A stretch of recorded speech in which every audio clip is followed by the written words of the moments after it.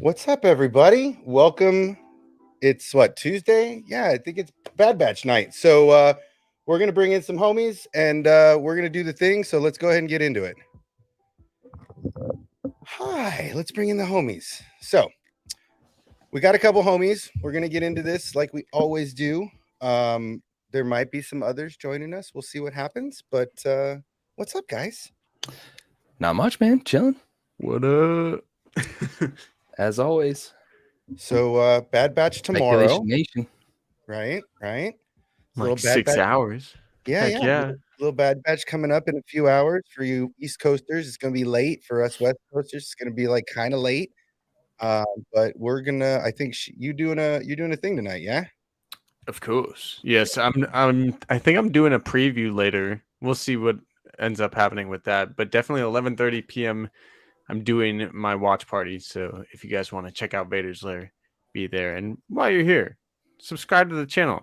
Session's almost at 1,000 subs. Yeah, I know we're getting close. We're Baby. getting close. Hell But yeah. yeah, so you're doing a watch party tonight. I am going to go to bed. I'm not even going to stay up and try to watch it because there's no point. It's too late. I fall asleep too late, and I don't want to do it live because I did that before and I'm useless that late. So I think what up, Bob? Mando. I think Mando's the last show I ever stayed up late for until 3 a.m. And I think I will again.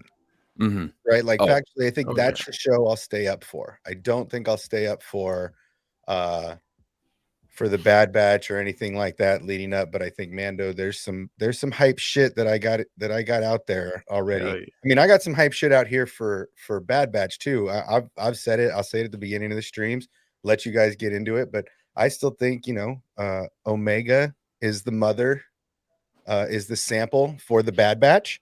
And I think that's phase 2. I think Omega is the phase 2, the most valuable piece of IP in the universe, basically. Yeah, that would be wild. And I think that's exactly why her name is Omega. Like, I don't want people to think that it's so simple, but it really, in my opinion, it's like in the name. Yeah. She's I Boba's mean, sister, like, Well, I love the DNA. theory. Yeah. I mean, no, for real though, it is a solid theory. I don't know if that's still the plan. Like they're still planning to use her to clone more clones, but I do think that that maybe was the plan, and that's kind of what the Bad Batch is kind of a product of. But I'm loving this season so far and the show in general. So I'm excited to see where Omega's story eventually leads. well, and that's just it. We have that's the fun part, is we have no tie to an OT. We have no tie to a sequel character. There's no tie here with her. It's much like Ahsoka, right? Ahsoka was a new character that was completely new because of a show, and instinctively got first season hate. Really, I mean, much like what's going on with Omega, she got a lot of first season hate. But I'm kind of digging where she's at, right? Like I'm starting to see more of Django in her, right? Because we see Boba. Boba is like the angry version of Django, right? And because he's been basically since the Geonosian death scene, he's been on the run, right? Like he's been on his own. So he's had other bounty hunters take care of him. They've screwed him over. He's been in jail. He's worked for these guys and that guy. He's had to find his own way through, where Omega is like lived her best life until now, right? Like she's living. I mean, as compare the differences. Oh well, yeah. Growing up on Camino compared to what Boba had to go through is a cakewalk. That's what I'm saying. So she led a more sheltered life, but I'm starting to see more of Django's traits, his intellectual traits, his sharpshooting, his overall demeanor in her, because she's very confident, even as a young, inexperienced clone. And what did she say to or what is she talking about that clued you in again? That she Well, it's more how her she's DNA. been. It's more how she's been. Number one, how she's been nurturing them. Right. Anytime one of them is feeling really, really shitty, she's like right there, like hold up. Right. So Echo with the tubes. Right. I don't like having those all that stuff hooked up to me. When it came to Crosshair, she's like, it's not your fault, it's the chip, it's the way it's your programming. When Wrecker's on the table, she's like a mother not wanting to leave, right? Like she's holding Yeah. his hand when he's getting his inhibitor chip taken out. There's so many layers. And all we know about the Bad Batch is that they are clones that failed, or they were, what were they doing that caused them to be They're different than the other modified. clones?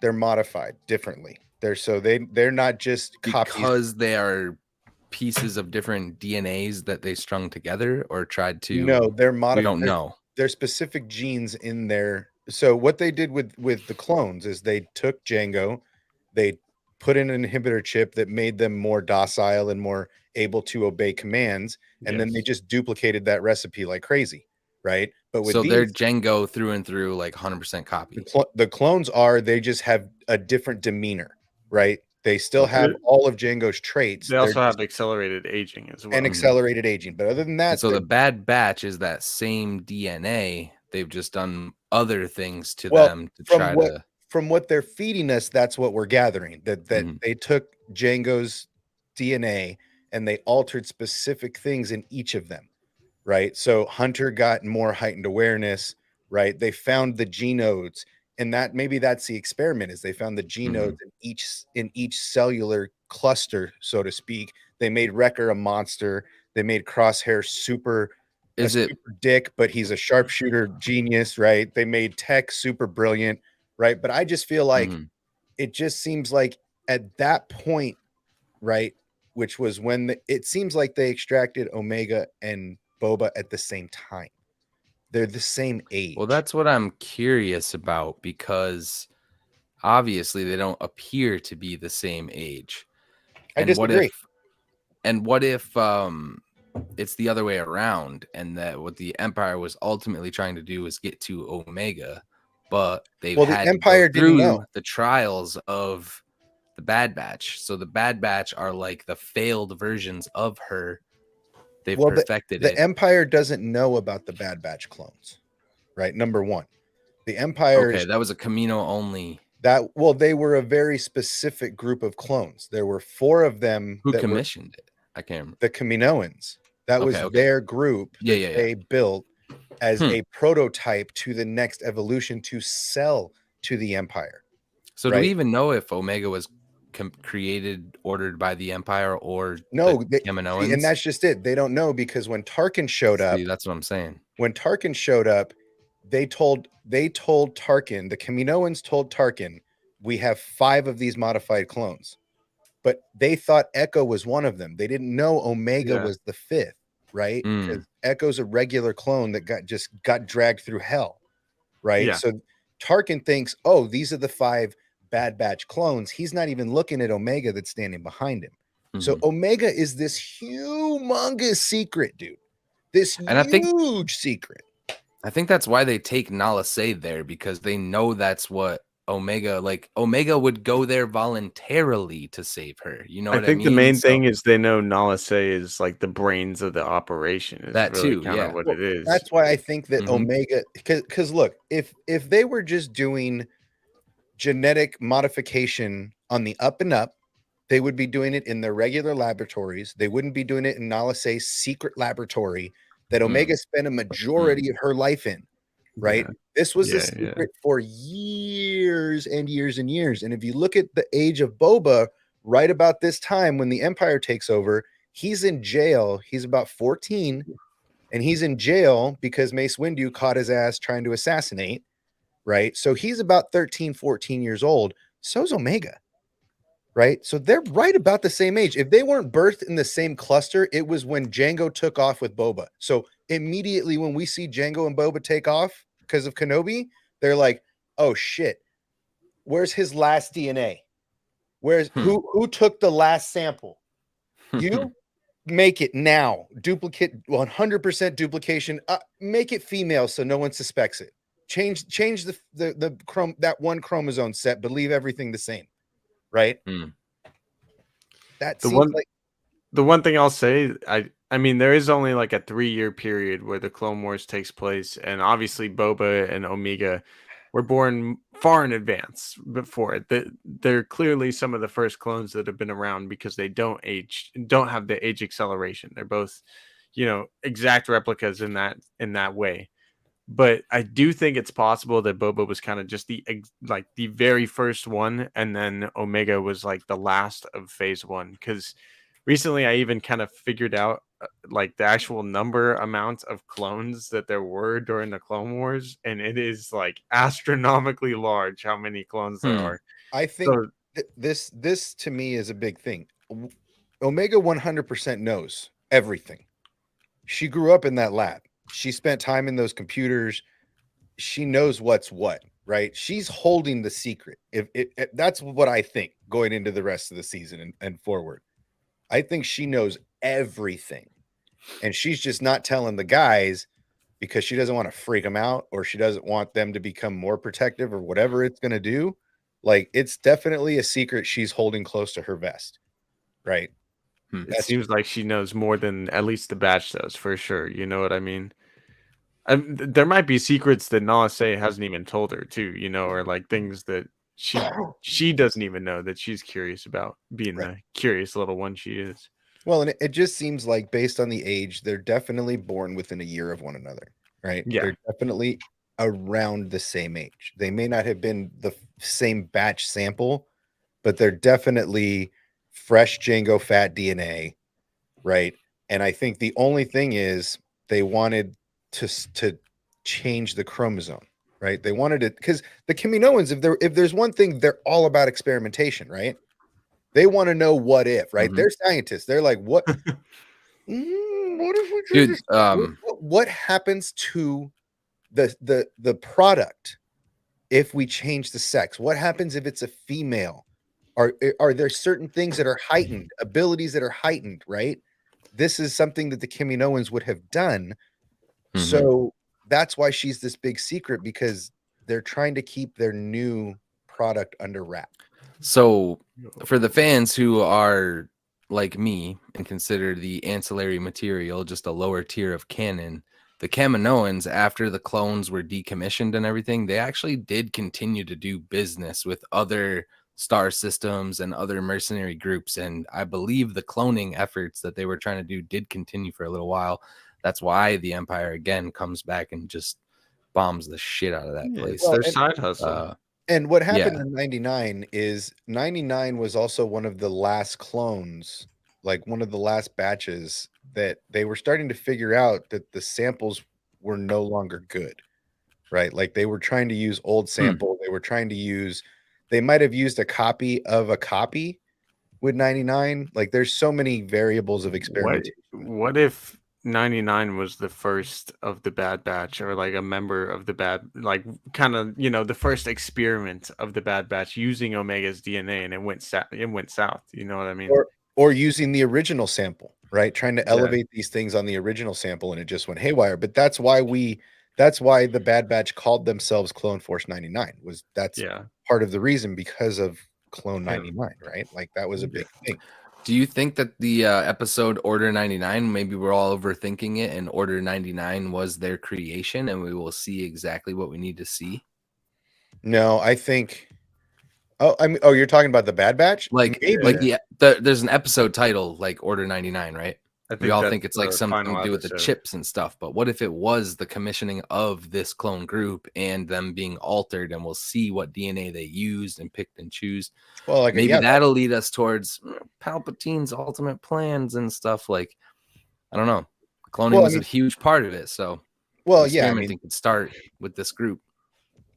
yeah, it just seems like a very um there's so much more to her than she's just another Django clone, right? Like, there's definitely more of an attachment to the Bad Batch than any other clones, right? Like, she Yeah. meets Rex and she's like, "Oh, you're a first gen, right? Like, you're a first batch." She knows, because she's seen all of the clones over all of the years, right? All the years she's been alive, because she's grown up on Camino. She's not an age progressed clone. So she's been there for way longer than anybody knew that the clones even existed, right? Like, she's not a genetically aged clone. So You think she's gonna be grown when she meets Boba the first time? I would Or you like think to she'll still see be like 17, 18? I would like to see Boba get broken out of prison and end up meeting, like, because Sid's, they're basically undergrounders, right? I would like to see that interaction happen at Sid's or something, right? Like Bosk and all of the homies come in, and there's young Boba, but he's We finally need big him, enough. man. He's finally big enough to just wear the helmet. He doesn't fit into the rest of the armor, but the helmet has been, I would love to see him walk in with just a young kid in a helmet. Well, he definitely, I think, would have the helmet if we're counting the unfinished Clone Wars arc that, Dave never he showed it at Celebration. Like, he definitely was wearing the armor in that. That's how he gets the dent and ends up putting a hole in Cad Bane's head, which is even how we see a little metal plate on Cad Bane's head in the Bad Batch too. So he probably would have the armor, which would be so sick to see. I've been wanting to see Boba in the Bad Batch since the Bad Batch became a thing. But seeing Boba and Cad Bane fight each other, and the fact Fennec Shand is in the Bad Batch and in Book of Boba Fett, and the Mandalorian timeline, it makes me think that they haven't connected yet. But I think it still could come, whether it's Book of Boba season 2 or That would be a good place for it too, I think. Yeah, that might be the best place for it, because no offense to the fans of that series, I was one of them, but it's gonna need a lot of help for people to get hyped about season 2. I think. Well, I mean, season 2 100% has to do. It's got a slap. It's you got to build a story on it, man. Like that's the thing about, like, and we can jump in. We can jump around today because honestly, I don't care. If you're going to do a season 2 of these two shows, right? If you're going to do the two shows that to the YouTube fandom and to the streaming fandom didn't do well, to the Muggles, some liked, some didn't. But if you're going to do a season 2 to Book of Boba Fett and you're going to do a season 2 of Kenobi, you've got to build some stories from nowhere, right? So Book of Boba was kind of a weird story of him trying to go straight, right? That's kind of what I took from it. He was trying to go straight. He was trying to go legit. He tired of running and being a bounty hunter, and he's trying to go straight. And maybe at the end of it, he's like, maybe this isn't for me, right? So what does he do? Does he go back to being a bounty hunter? Does he go? I think he kicks with Din Djarin. I think we see more of Boba in Mando than we do his own show. That's why I was shocked he's getting a second show, because I feel like as soon as they linked up and they agreed that they're either going to die or fight together trying, I thought that was the moment that Boba was just going to be in Mandalorian from now on.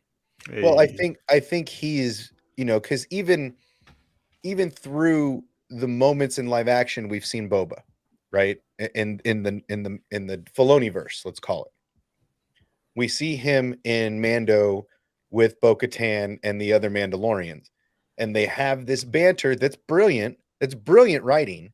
They have this banter going, well, don't you mean your donor? When he talks about Jango as a father, and she throws that instant clone jab, right? Well, don't you mean your donor? And then they start going at each other, and he's like, I'm no Mandalorian, blah, blah, blah, blah, blah. But by the end of it, I think he comes back into the fold, right? I think that's a large part of Boba's journey after the Empire, is realizing I am Mandalorian, right? Like, I am one of them. I fought this my whole life saying I'm not one of them. I'm a bounty hunter. I'm like my father.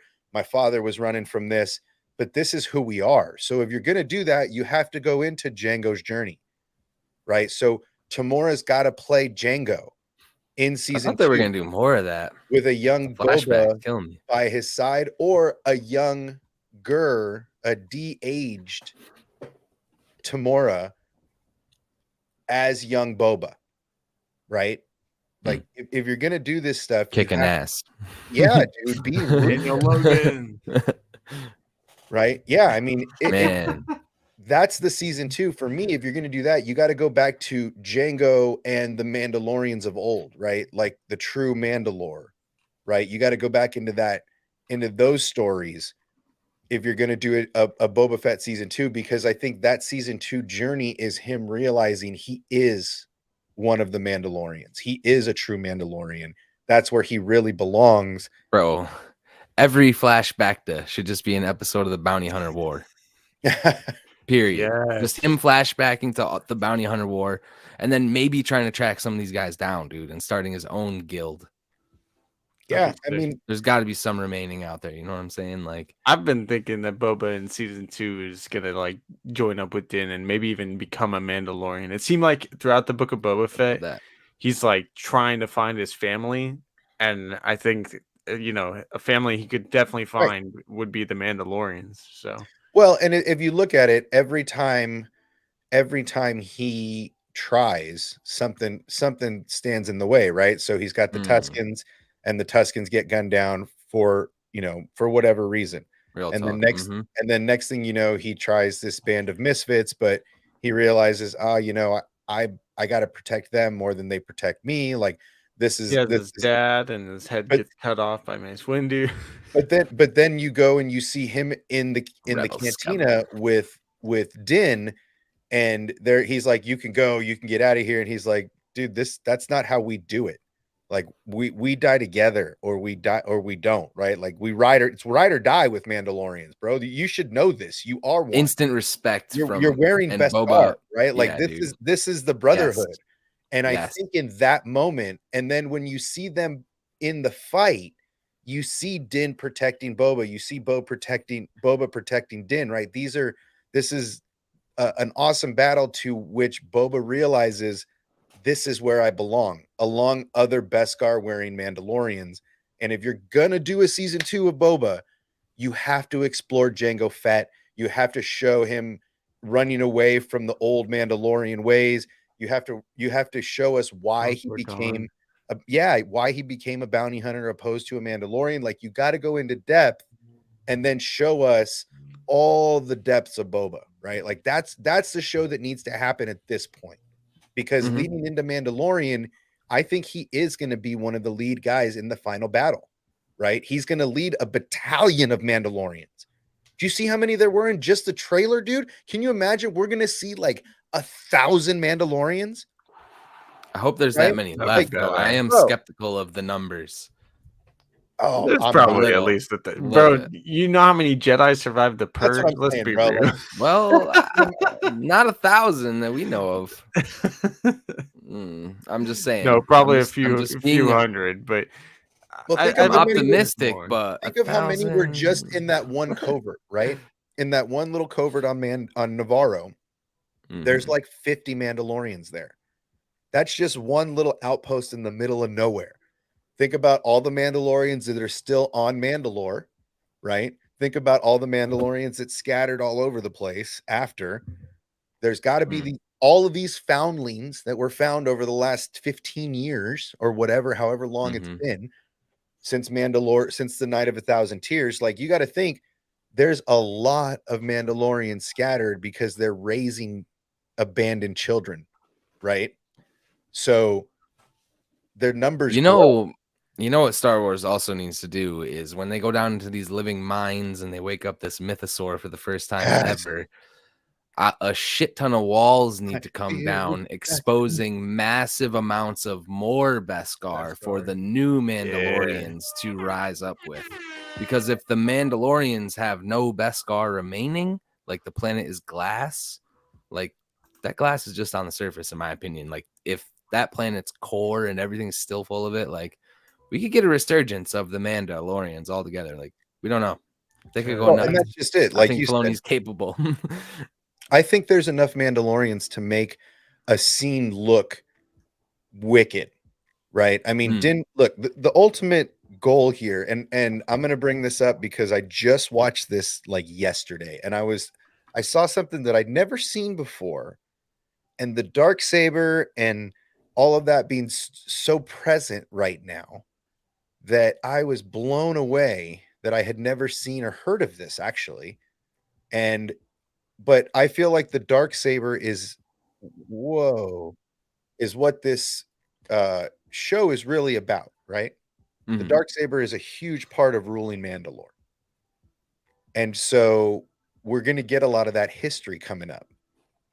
And what better in Mandalorian history than, Tar Vizsla and the Clan Vizsla and where it all started, right?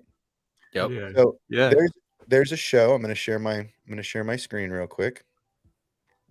And this is always fun as hell when we do this. My favorite part of this show is how bad are we going to mess this up? Hold. All right. So this, let's see if it's okay. This, have you guys seen this? Have you guys ever heard of this? I've heard of it. I haven't seen. I don't know if I've seen all I have of it. heard I've of seen and some seen, of it. yes. I don't know how Yes, many of yes. these stories there are. I can't honestly tell you.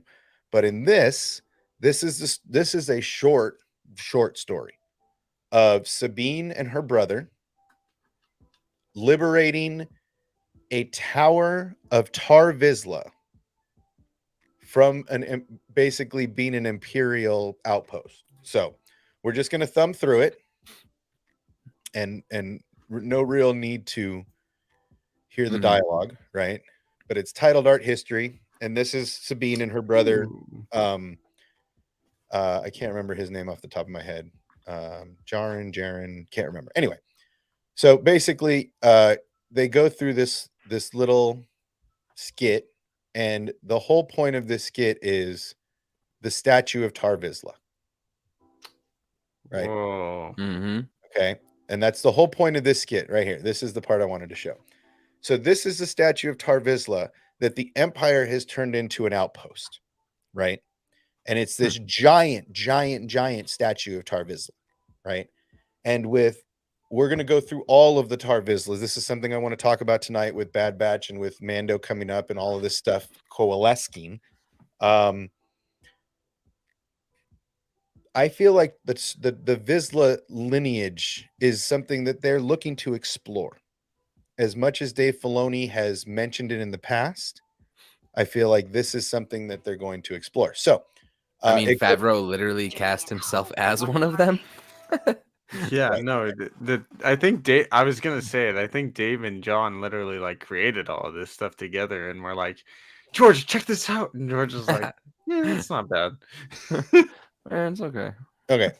So this is Sabine and her brother climbing up and placing thermal detonators, and Sabine grabs the darksaber. So this is the point in which she still has the darksaber. So this is right in between during Rebels. Right? This is right in between that time where she has it and then she gives it to Bo-Katan. The reason I feel like this is an important thing is because even during this time of war on Mandalore, these Mandalorians are taking the time to free a statue of Tar Vizsla with the darksaber, right? These two things together is exactly what I've been talking about in a lot of my lives and what I've been trying to get a video, but I'm awful at it, is that I feel like the darksaber on Mandalore is a huge deal, right? And that bringing it back, see, where did they ever use it, right? They used it in Sindari, right? Maul had it in the Capitol in the throne room, and he used it. He used it with Sidious, right? When they were fighting, he used it against Sidious. But no one's ever talked about or seen the living waters of Mandalore, right? And so they're beneath the mines. So, like Hawk said, they're under the mines that the Empire raided in the Purge, right? But under there, they didn't go under, and there's water, there's living water down there. I agree with Hawks. There could be a quality of Beskar down there because no Mandalorian has been there in 1,000 years potentially, and that there's something that people are missing. And I'm going to try to make a video about this. Dude. The quality, Din Djarin mentions it when he's talking to the armorer, when he comes back from almost cutting his leg off with the darksaber. Oh, Hawks has got the bait I just laid out. Okay, so when he comes and talks to the armorer, he mentions this is a quality of Beskar I have never seen before. and she mentions Tar Vizsla. She mentions it was forged years and years, 1,000 years before. There's a quality of Beskar in the living waters of Mandalore that when Mhm. the mythosaur rises, because the dark saber is ignited in the waters and the harmonics wake the last mythosaur, there's going to be a quality of Beskar down there that no one has seen in 1,000 years. And the armorer is going to make some sick ass armor for the new breed of Mandalorians. And Hot takes. And if the Mandalorians are as planned and calculated as we know them to be, it's very possible they wipe out Gideon and anybody else who knows that Mandalore is back on the rise. They could be there right now. Yeah. We don't know. Snoke and those guys would have no idea. The Imperial remnants would have no idea. They think they wiped them out. They are constantly talking about how cocky the Empire is, and they would never double check that shit. They would never double check it. Yep. Promise. And that's just it. It seems, look, we already know that Bo-Katan and whatever band of misfits are still left in her remnant. We saw the throne room. We saw the Night Owl logo on the banners. She was ruling Mandalore for a duration of time.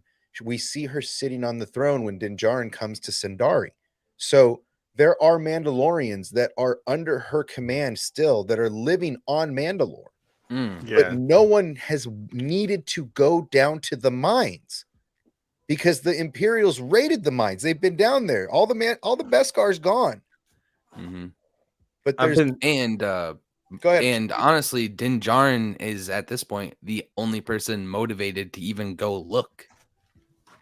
Like he has a reason, a very good reason. He has to. Exactly. So I've been theorizing for a bit that Grogu's going to get a helmet in this season, and like it kind of looks like it in some of the trailers and everything too. If you piece some of the puzzles together, so it would make a lot of sense that Grogu would get some of the best Beskar, or like the highest quality beneath the mines. Even if it's for chest plates, right? Even if it's just new chest plates. I mean, obviously we've seen the helmets take blaster bolts from the Empire over and over, no damage.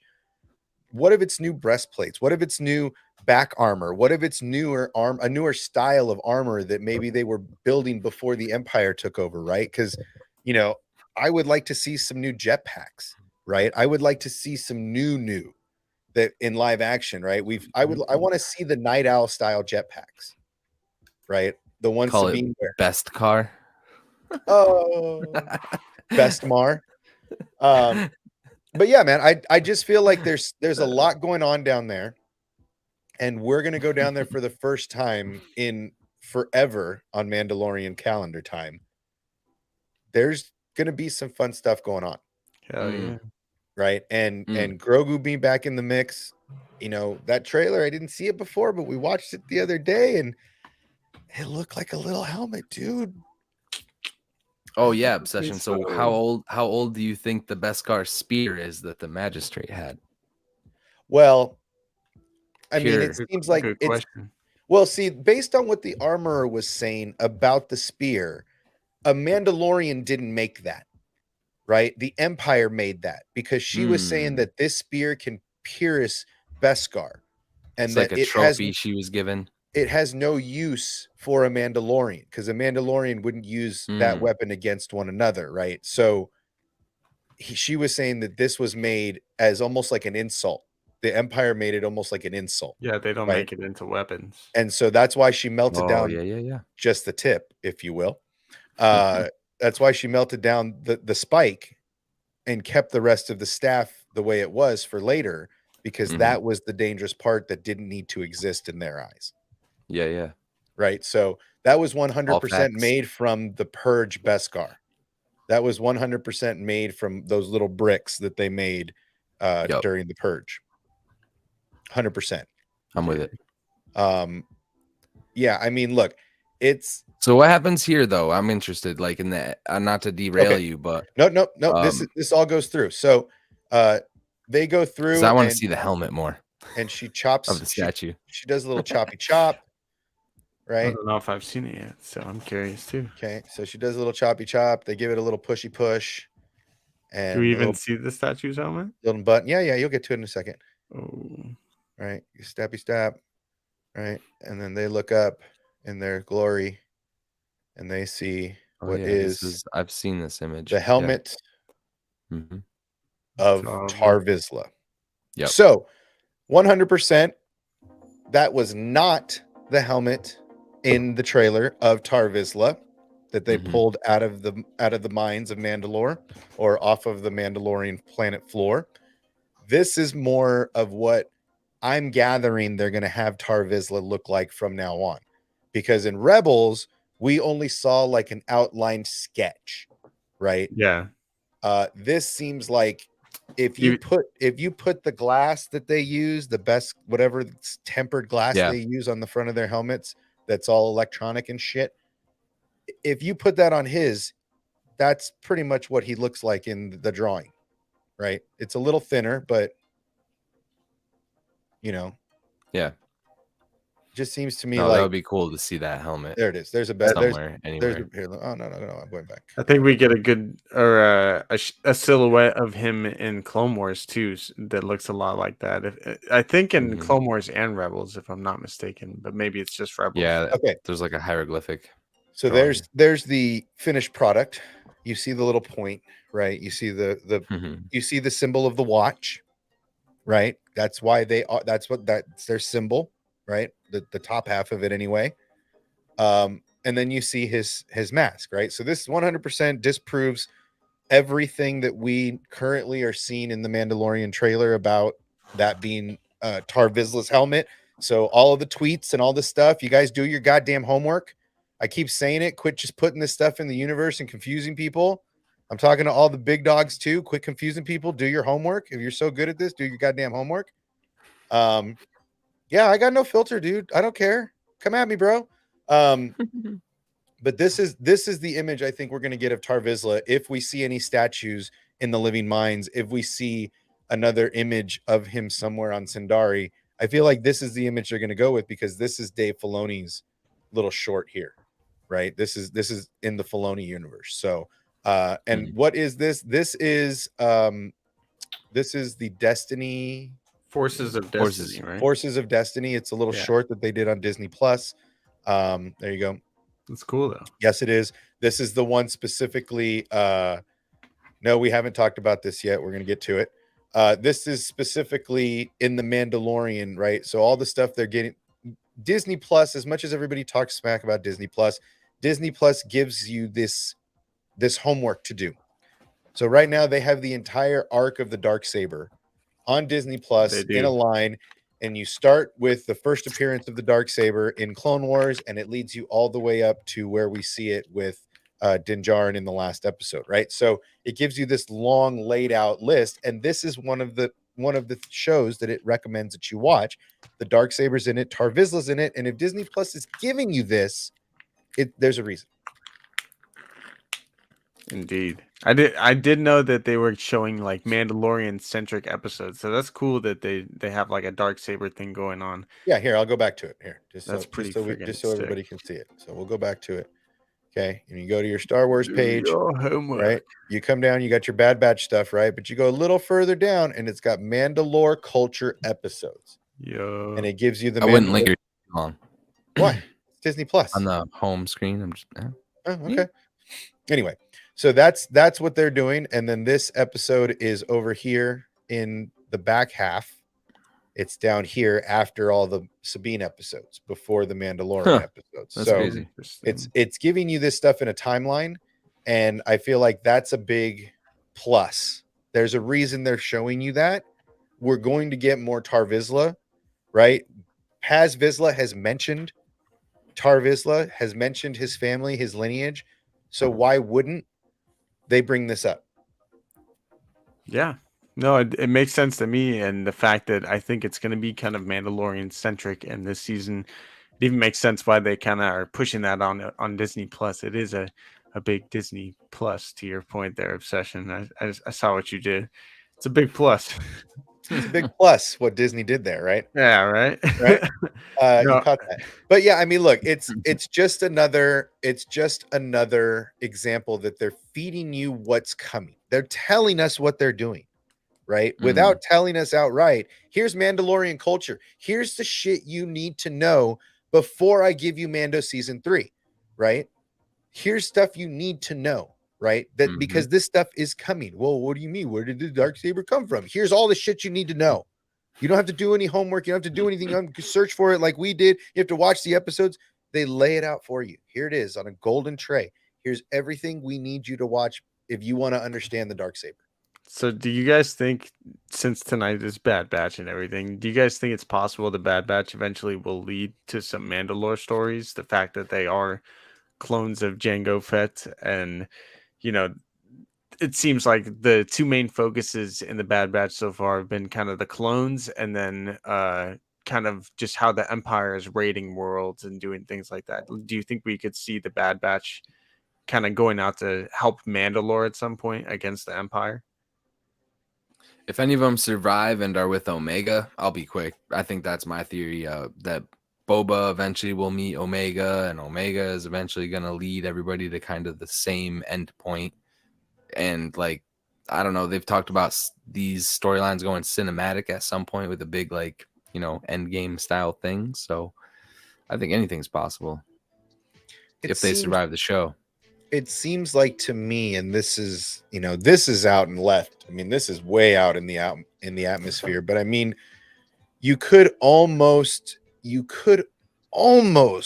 at the end of Bad Batch make Omega a foundling. They could almost do a history of where Jango comes from and what the Mandalorians are. And they could, I mean, this is fucking out of there. This is literally, I shouldn't even say these words out loud because it's been said and I've called it stupid. But I mean, you could literally make Omega the armor. Right? You could literally, with Bad Batch, you could make the Bad Batch in their last act before they die is to find Omega a home as a foundling with Mandalorians, her true original people. And then she grows up with the Death Watch, who are the only ones alive as far as anybody knows, aside from Bo-Katan's group. And she just becomes a Death Watch foundling that becomes this amazing weapon specialist. Fuck. She's too fundamentalist, though. I think like the armor, it's not really Omega's thing. She's pretty open-minded. I don't know. Watching your 4 kids die in front of your eyes. Yeah, yeah, true. I'm just saying. True that. PTSD is a thing, man. I'm sorry. I know everybody hates hearing that in Star Wars, but PTSD is a thing. But yeah, I mean that's my ozone reach, dude. That's my zombie reach. You could almost make Omega the armorer due to the line of, because think about Din Djarin. Din Djarin became a foundling during the Clone Wars. Still, there were still B2s roaming around and everything. I mean, there's a lot of room in there to make this happen, and I don't think it can happen. I think it's stupid as shit. But I mean, Star Wars does some crazy ass shit. That is true. Mm-hmm. Yeah, making Boba Fett the son of the guy that was cloned during the Clone Wars. That's pretty crazy. But I don't think it's also a coincidence that like Fennec Shand has met her and now she's with Boba. Like, I don't think that is for nothing. Call it the Force, whatever the hell you want to call it. But for real though. Yeah, it just seems like like I said, that's a reach. That's an intentional reach. I just feel like there's a lot of ground for them to cover, and there's this is fun. So let's talk about it. What's this one called? Entombed. Where are we going with this? I mean, the first thing we're probably all thinking of is the Obi-Wan Kenobi show with the entombed, amber bodies and everything. But Uh-huh. I don't think it's going there. It'd be so cool if it did, but I don't think it's gonna go Mm. there. Like, I feel like that would have somehow been like a big news leak out kind of thing. Like, oh, it connects to the Obi-Wan show, and the fact that it hasn't. And then again, the This animated show's stuff been pretty tight usually, lit. yeah, usually the animated stuff is doesn't leak out as much. There's So no maybe there's no actors on set really. There's just people doing VO. It's a totally exactly, different animal. You don't have to exactly. sound stage. You just have to bring them into a reading room, So right? who knows? Like maybe they could. I've been saying Inquisitors could come this season, and we are seeing Gunji. So maybe we're gonna start seeing Inquisitors now, kind of come into the fold with Crosshair or something. But to be honest, Entombed, it's probably just gonna be another mission of the week, and the Bad Batch are gonna get like trapped somewhere. I mean, Entombed to me seems like it could be something along the lines of, you know, um, shit. I mean, maybe some prison stuff on Mount Tantus, right? We Hmm. get some Nala Se background, maybe some, Hmm. entombed in that big mountain. Um, I just don't.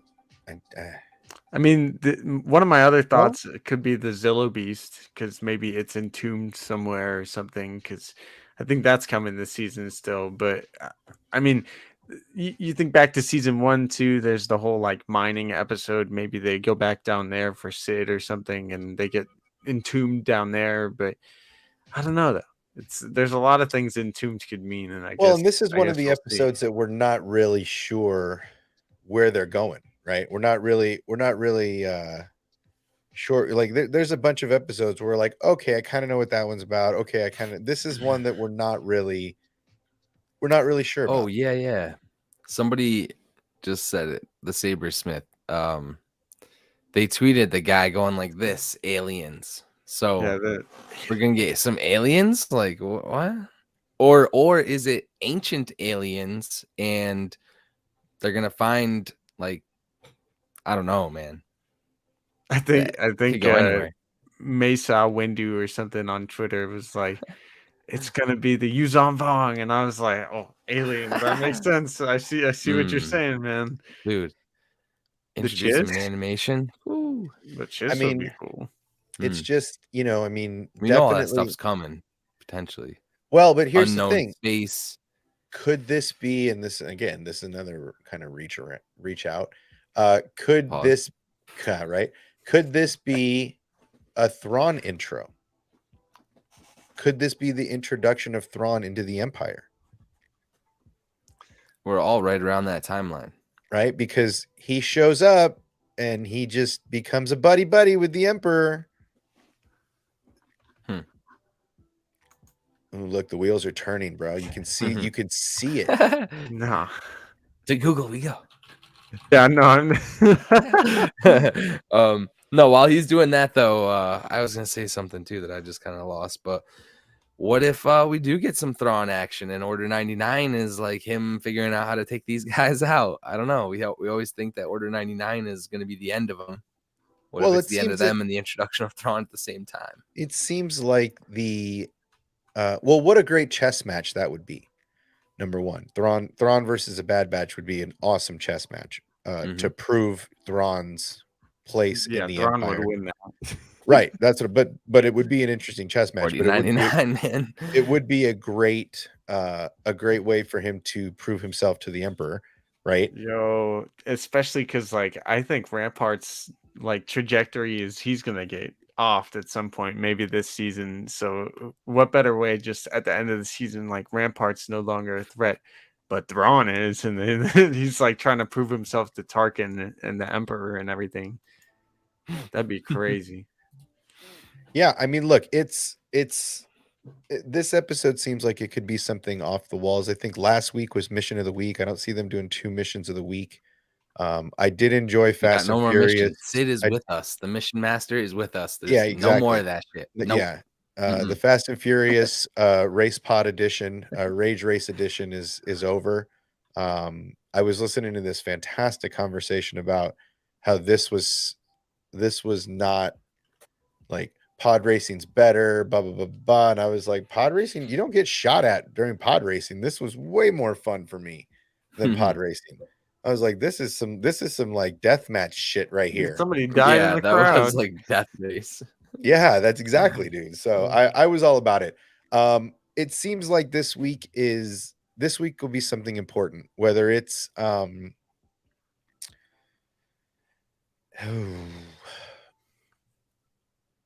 could be, could be having something to do with Django and a sample, right? It could have, I mean, it would be more fun and it would be more interesting if it had more to do with Django. I want to see more of Django's story getting told through Omega and through the Bad Batch, right? I think that's a good story arc to follow because she doesn't know really who Django is. She doesn't know who any of these, right? Like she's lived in a lab.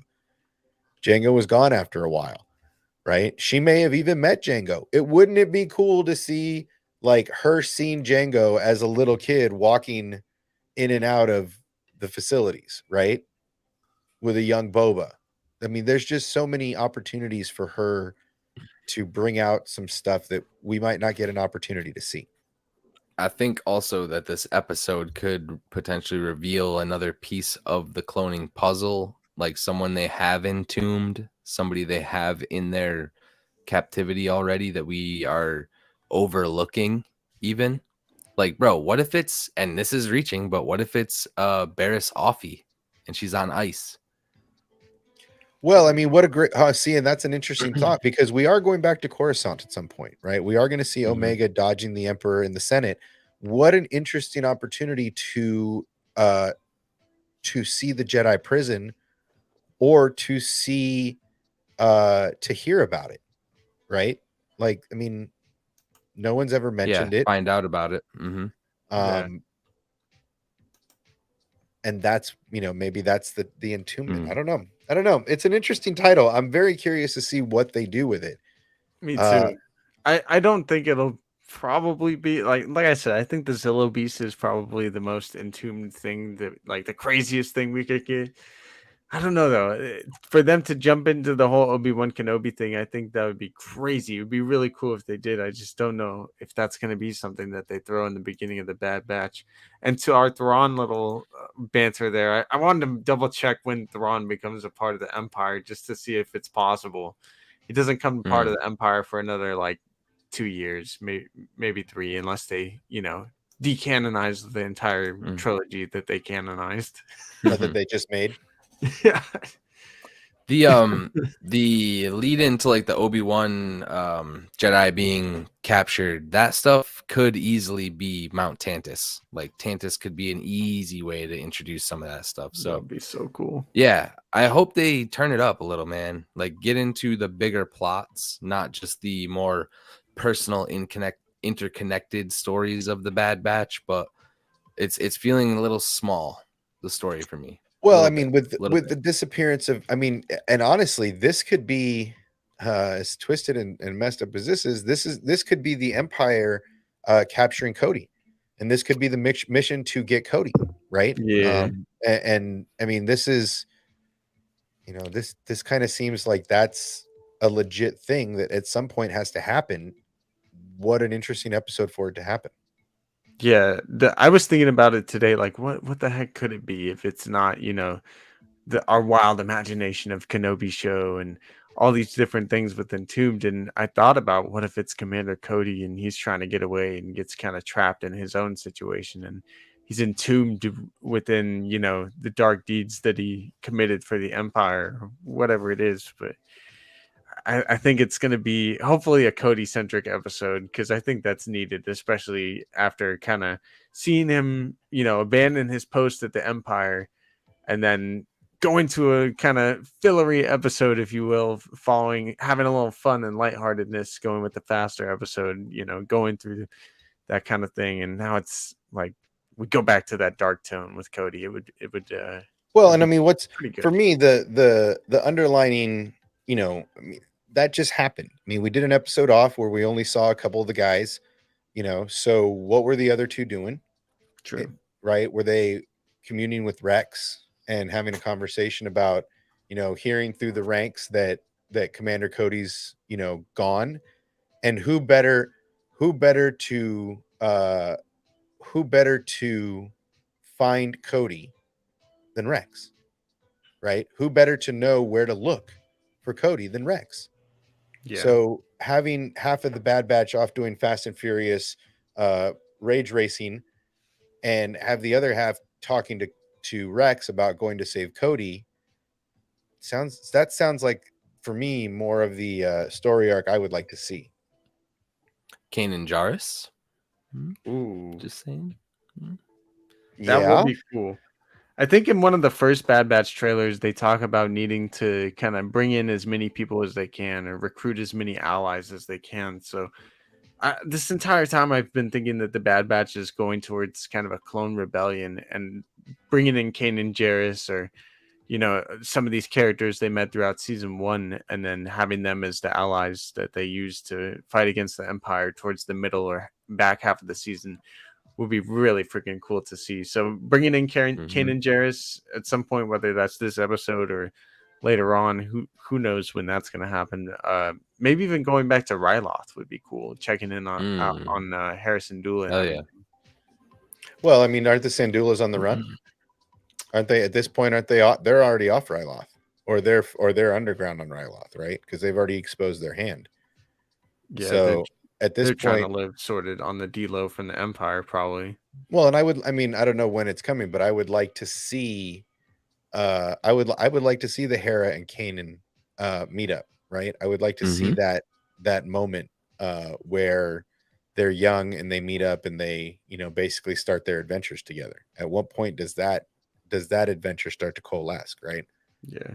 That's, to me, that's the more one of the more interesting stories. Genji is definitely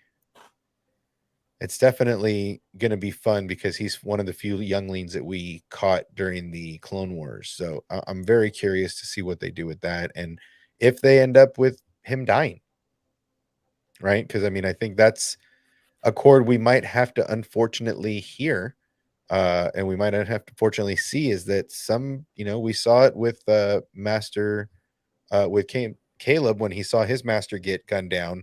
Sometimes in Star Wars we got to see this stuff. That'd be wild. I guess we could see him get entombed later on in the season. Who, Genji? Yeah, that would be devastating, especially for the crazy. Clone Wars fans. Do you know how sad that would be, waiting all this time for Gunji to come back, being like, yo, he's in the Bad Batch, just for them to rip him right back out of our hands? Like, I mean, this is the dark side Empire, right? I mean, this is they got to show the darkness, right? It's got to be a thing. So, I mean, I'm down for killing some younglings. If it's got to happen, it's got to happen. Oh, hold on. I'll let him finish his bites because he's nibbling. I see you. Yeah, you think I can't see you? I see you. What up, jerks? What up? Hold on, man. Oh, yeah, a bunch of disgraceful punks gonna forget my invite, man. Hey, you always come in at the hour, my guy. What are you talking about? Oh, you got me clocking in the hour. Tradition. Okay, clocking in the hour. You're always late. You're never on time. Do you know the shit I gotta do to get ready, man? I know. That's what I'm saying. I gotta cook, man. Come on, leave me alone. I'm telling you, that's what I'm saying. You're always in at the hour. What's up, dude? You staying up? You going to bed? What are you doing? So I'm not gonna lie. Last week I actually fell asleep on the episode, and I don't plan on watching 4, 5, and 6 because I know for a fact they're gonna be filler. So I'm gonna wait until the 7th episode drops. Now just binge watch it all. Man, he's calling old strategy. All filler, no killer.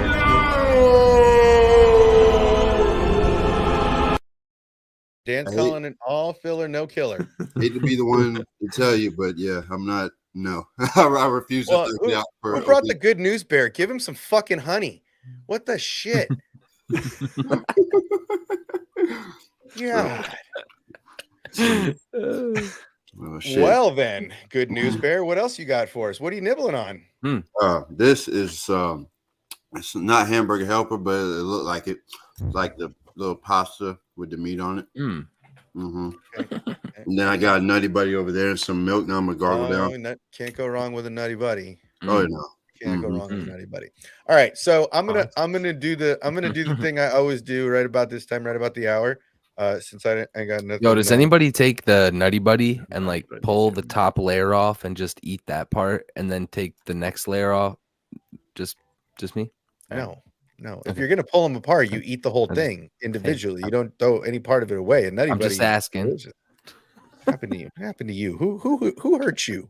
He became our Nutty Buddy. Who hurt you? It's gonna be okay, my guy. I don't know who hurt you, but it's gonna be okay.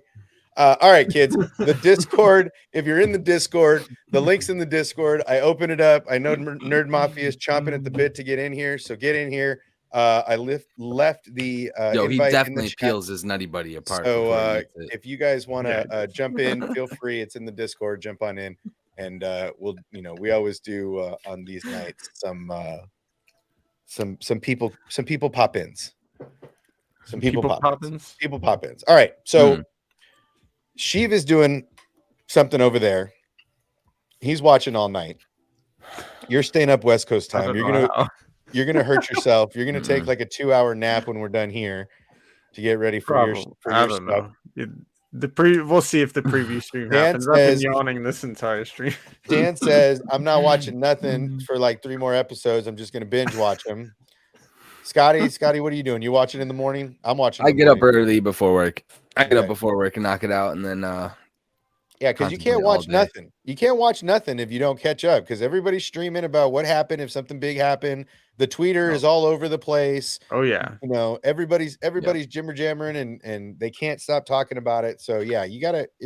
Why we stream it right at midnight over here. I don't even look at my phone in the morning. Yeah, you can't look at nothing. No. You can't look at nothing. All right. We're bringing in some folks. Come on in. What's up, dude? What up? Hey, how's it going? Chilling. It's Tuesday night. What up, Ghost? It's pre-Disney Plus night. Everybody's ready. Everybody's excited. I only got like a few minutes because I'm actually at work right now. Ooh, don't tell the boss.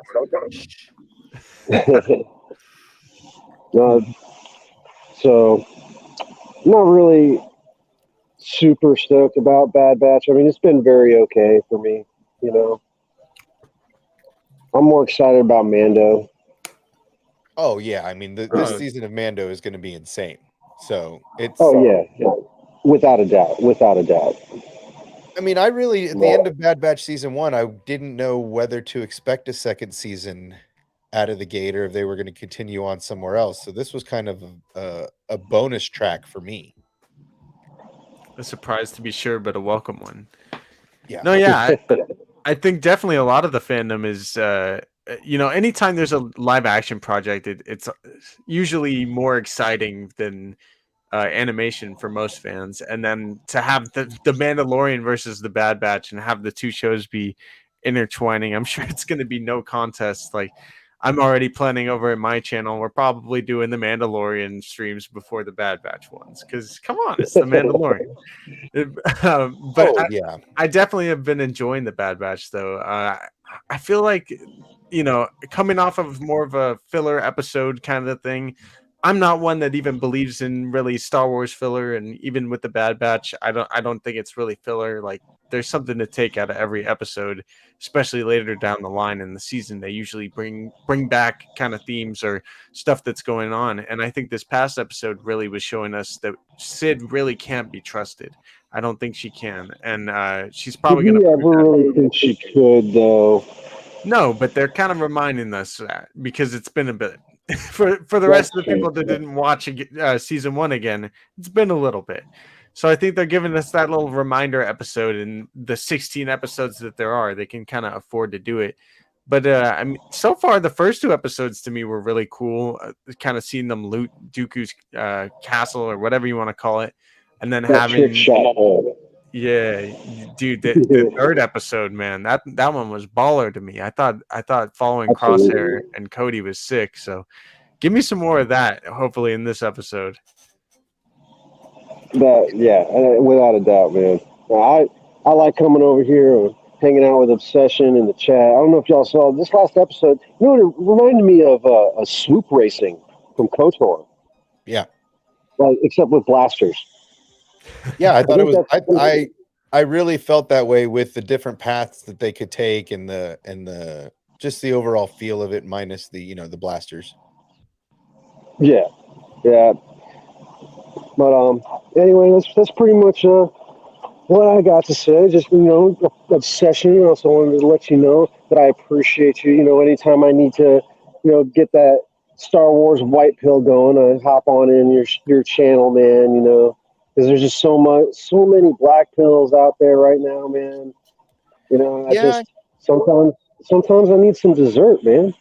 Yeah, we try to keep it light, man. I mean, I know there's there's a whole lot of haterade in the world right now. If you're keeping up with what's cracking on the Tweeterverse and in the Star Wars community, we're not going to get into all that tonight, but there's a lot of negativity passed around the space currently, and we try to steer clear, man. I'm not a big fan of the hate and the negativity, whether it be towards the content or towards a creator themselves. So for me, it's we try to keep it positive over here. I appreciate everybody that sees that, because we're trying not to fall down the rabbit hole with everybody else.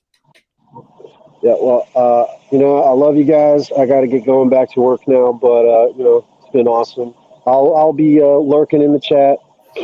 Cool. Thanks, brother. Good to see you. Thank you for coming All right, by, man. and we'll see you next time. Yep. Much love, Ghost. Take it easy, y'all. Bye. Peace. Peace. And then there were 4. And then there were 4. Yeah, I mean, look, it's tough. It's tough to be a Star Wars fan right now. It doesn't matter what side of the fence you're on. Doesn't matter what you're Right now.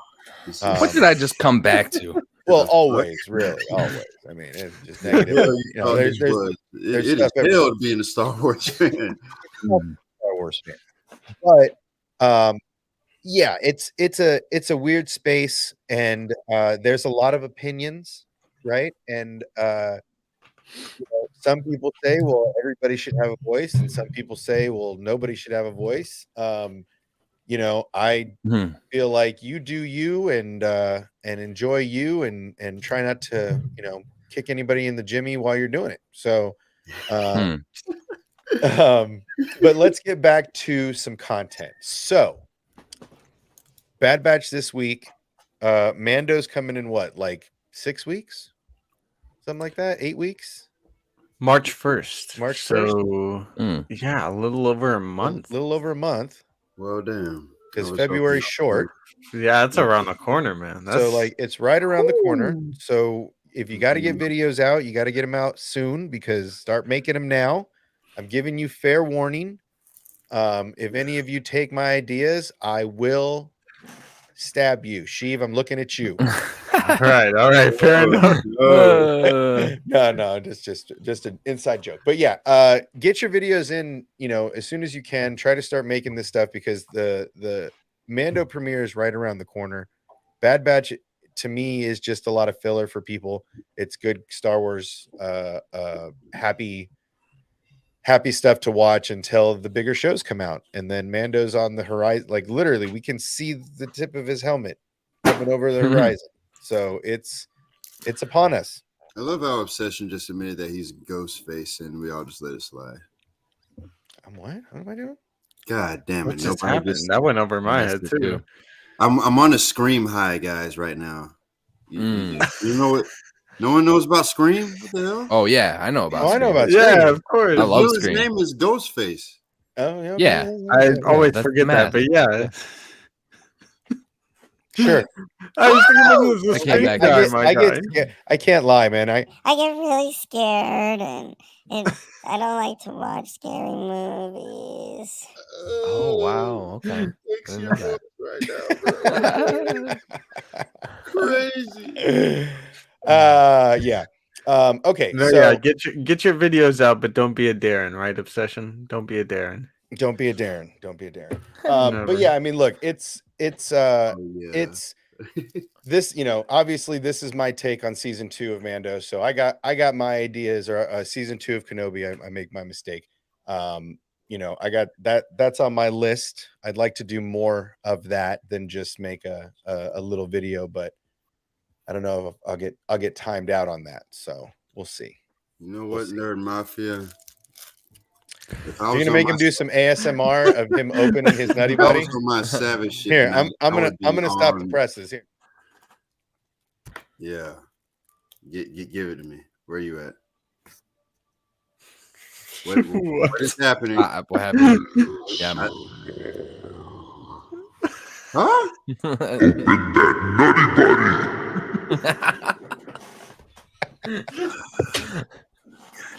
Put the lotion on its skin. It puts the lotion on the skin.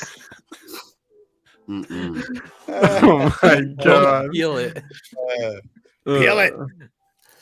Who doesn't So- peel their nutty buddy? Oh man, you guys killing me. Oh, well, look, it's a crazy time in the space. There's a lot going on. There's it seems like there is a larger division in the fandom right now than I'm it's always there. You see the prequel sequel battle, right? You see the OGs versus everybody, right? You got all these factions of Star Wars, but right now it's just really hot. It's just really hot in the fandom, and people are hot. People are angry, and I'm not used to seeing it at this level, I guess is what I'm saying. Is it normal heat? Chat, feel free to engage here. Is it normal heat, or does it feel like it's a little like Sheev's background right there? It's like lava hot. Personally, it's been Go ahead. over my head, but like I haven't been paying attention to nothing. But that's also typical Sheev. Yeah, man. I've been out of everything lately. Well, I mean, look, with Daisy Ridley talking about making a return, right? She gets a lot of hate. She gets a lot of hate when it comes to Star Wars. I saw a poll today that put Luke, Yoda, then Rey as the three most powerful Force, or maybe Jedi. Was probably a Jedi thing, not just overall Force users. Daisy catches a lot of shit, and she was talking about Acolyte today. And or over the course of the next, last couple days. Couple days, yeah. And it just seems like, the haters are back out in full force, right? If Daisy's talking about coming back into projects, that the haters are in full effect, and they're ready with their clickbait and their click hate, and they're ready to start throwing stones in any direction that they can. Am I right in the temperature? And what is the temperature of Star Wars right now? Am I correct in saying that? I mean, it's always like since I would say Mando season 2, the finale, there's been this how do I say this nicely? Oh, don't say it nicely, just say it. And It's there's no need to be nicety about it. Honest to God, man, it's like this very aggravating, sick cultist, like just deviance of up, down, like there's no just like, because I remember back after the third one, Revenge of the Sith came out, it was just chill. We had Force Unleashed, we had the Legos, Battlefront 2, all chilled from between the years of 2005 and 2015. Shit was chill, but now, yeah, no, it ain't been. It's literally no. That's why exactly I had to take a break from Star Wars, just because I couldn't deal with it no more. And it was great speculating with you guys, but yeah, no, I couldn't stand it anymore. So I had to just get away and chill out from it all, and just got tired of hoping that shit would get right, and only for they gave Reva a hard time. They gave who else they didn't like. The whole thing with Andor not being Star Wars and it's too slow. Just shut the fuck up, bro. Like I can't. I honestly cannot deal with your bullshit anymore. So yeah, I'm just so done. I'm just done with it. Well, and that's just it. Look, I mean, I feel like there's also this large disconnect because a lot of Star Wars lore now is being told in animation, right? And there's a lot of people that are like, well, animation isn't Star Wars, and animation isn't. I'm not going to watch those cartoons, right? That's how they view them. To these people, it's just cartoon. It's like, well, I shouldn't have to watch something to gain context. No, you're right. And the stories they're telling aren't asking for you to get to do that homework to gain context on what they're showing. But if you want backstories and you want background, sorry, not sorry, you're gonna have to dive into some animation and watch some stuff you may not want to watch. If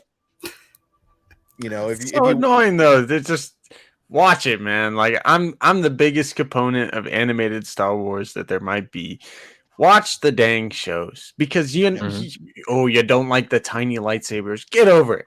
Get over it. It's more Star Wars. I get it. Bro, Maybe at you the didn't very like the least, Book of Boba. There's gonna be moments like that in Star Wars animation because it's animation. well, and here's Go and into it here's with the open mind. Hold on. Let me go on this yeah. rant. Just go into it with an open mind, please, because you're gonna find stuff that you like. Because that's how Star Wars works. Sometimes you're not gonna be a huge fan of it, and there's gonna be stuff that are a little lighter themes, and then other times there's hidden gems in the middle of Clone Wars or Rebels or whatever animated show you're watching, and some of them can be some of the best Star Wars that there is to offer. So if somehow you're not watching Star Wars animation, what are you doing with your life?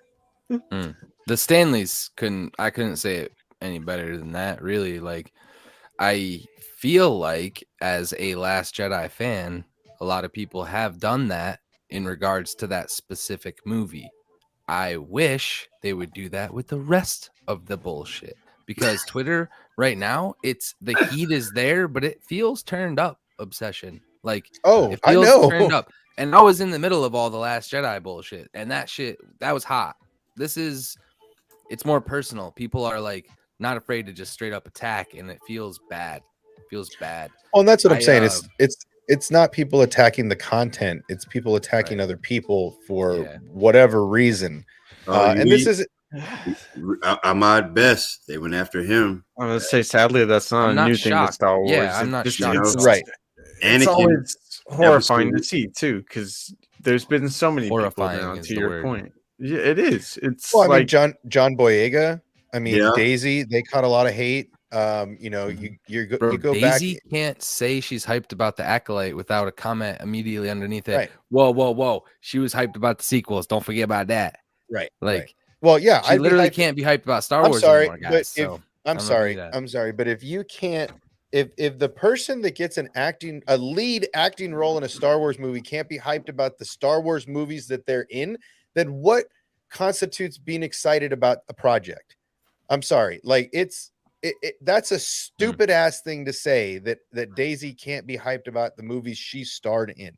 I don't care who you are. You haven't Yeah. starred in no fucking Star Never. Wars movies. Never in their life Right? have So they done anything like that. I get the distaste if you don't like the character, if you feel like it's Mary Sue, if you feel like it's this and this, whatever your distaste is for whatever you're distasting, because it's Mhm. your distaste.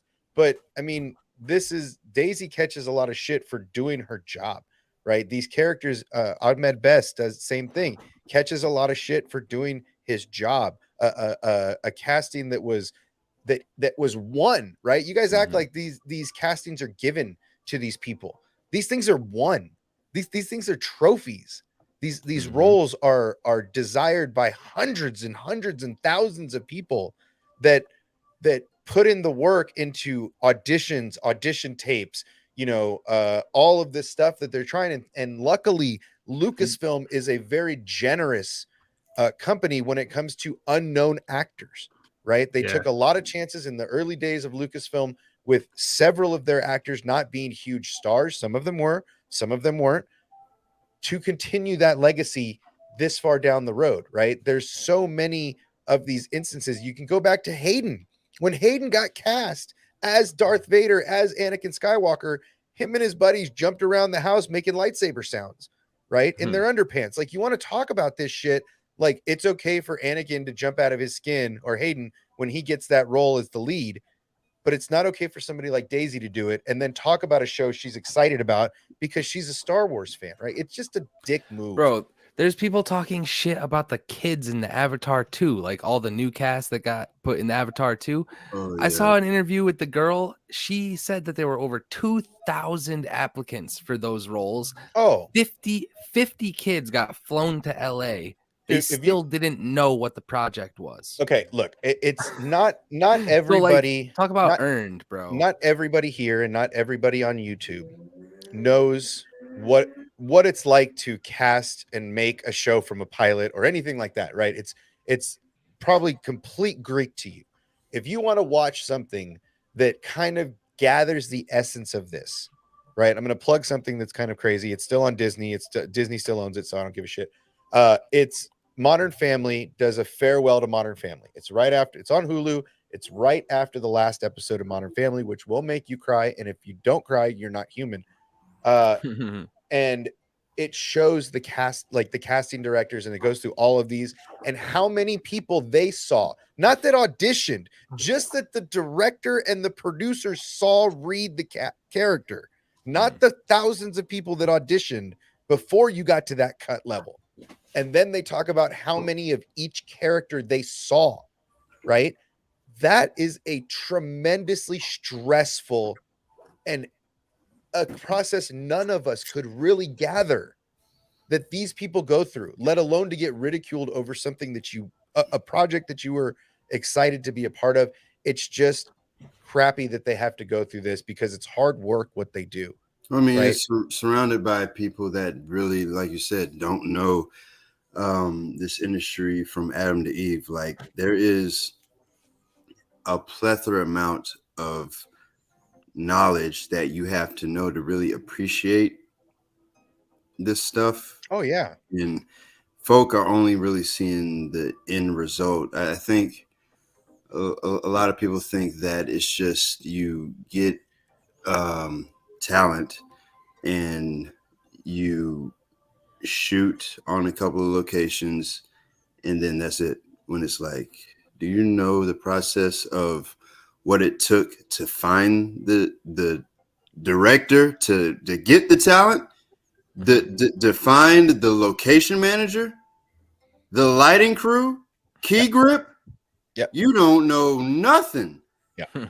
So well, and that's what's always interesting to me. Look, there's some YouTubers, there's some content creators that have gone to film school and that brag about their film school prowess, let's say, in their streams quite frequently. And I enjoy those streams very much. But there's some people that have gone to film school. There's some people that have made, theater, that have been a part of this and that. But there's not a lot. The masses are the statistics are low of the people that are really involved and that have been on these sets and that understand the process. And the actors go through more than the crew does. The crew goes through abuse during the time that they are on set, the time that these shows are shooting. Those are the times that the crew gets the shit beat out of them because you're pulling long days. It's a grind. But the actors catch it on the rebound, right? And they catch it forever, right? They're the face of the, because that's the face that people see to hate, right? And that's the difference, right? It's whether Boba had a different look, well, blame the director, right? Whether Andor had a different feel, great, blame the directors and the storytellers. Don't blame the actors that are doing their jobs, right? And that's, for me, that's how I feel about the hate, right? All of the actors that have gotten hate for their roles in this, from Christian Haydenson all the way down to I don't know her name. Moses Ingram. Thank you. From top to bottom, this has been a thing that we as the content creating community should put a halt to, right? Like we are the first stones thrown, I guess is how I put it. It's just shitty. It's because deep down, like, you don't like the writing.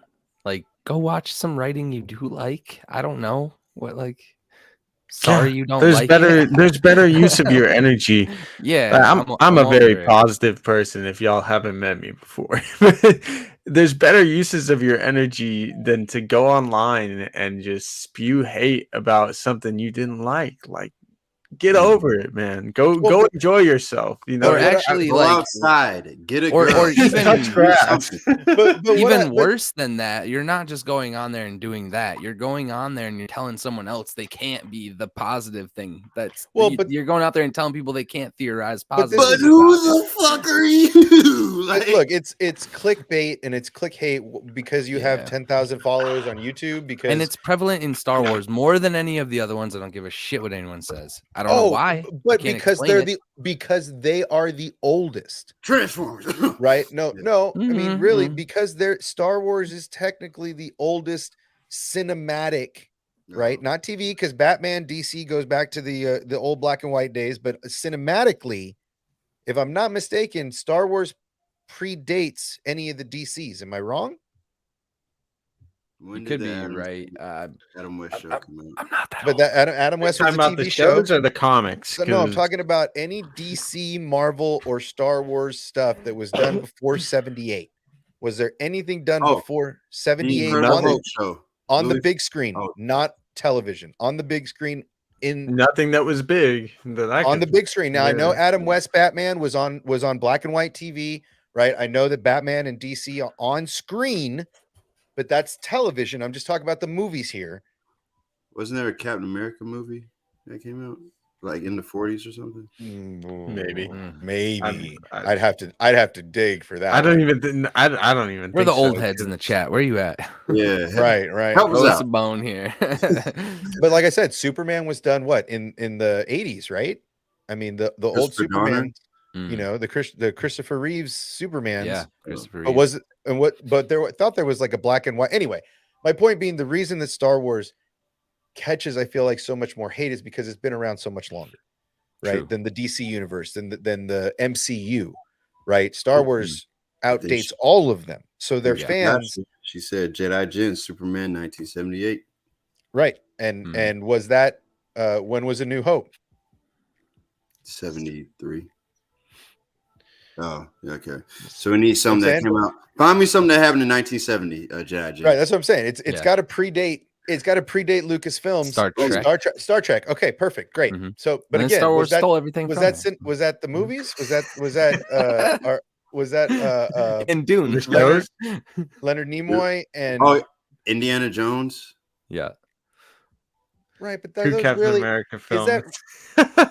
Damn, Yeah, we're it's going been way back two- machine. 79 and 90 though. But I'm saying that's what I'm saying. They don't predate the New Hope, and that's what I'm saying. I feel like A New Hope Star Wars has had fan on fan crime before any Star of the Wars other ones. changed movie history before anything, and that How about this? Yeah, what obsession George fact, Lucas. Star Wars was like the first. Luke Skywalker was people's Superman for a But minute. that's what I'm saying. Like Facts. Star Wars Facts. predates George Lucas's Star Wars. A New Hope predates all of these other franchises. Yes, Right? Star Wars 77. was like the first sci-fi franchise. Yeah, Right. And I include Fair. fantasy, sci-fi fantasy, all of Fair. that shit. I encompass all of it. The first movie, full feature movie with a universe was Star Wars. And they even back then there was fan on fan hate, right? Yoda's different from movie 4 to 5, right? The puppet's different. The number of fingers are different. Right? How'd you build a second Death Star so fast? How'd you right? If the first one took 20 years, how come the Luke second one kissed took the 5 minutes? sister. Right? There's Luke made out with his sister, right? You made out with your sister, right? Like this stuff was there and prevalent back in the 70s and 80s, right? So nothing has changed. I just feel the temperature is hotter. That's all. The more it's easier to attack one another in 2023 than it was in 1980. That's more my point, and that I'm not going to contribute to that, right? I'm not going to contribute to that. So here, I'd rather argue about when shit came out than who sucks, right? Yeah. Because of their opinion, right? And like I Amen. said, there's other streams going on right now that are talking about how much people suck. Great. Suck it. Go over there and suck it. It doesn't bother me. But here, we're just going to have fun and talk shit about fun shit and have a good time and try not to get sucked in to the awfulness that is Sucked into the shit. sucked into the shit that is the human existence. Yeah, man. So, last thing I want to mention, did you guys watch Last of Us? Yes. Yeah.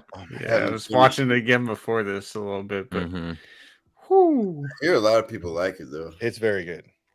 Is it better than The Walking Dead?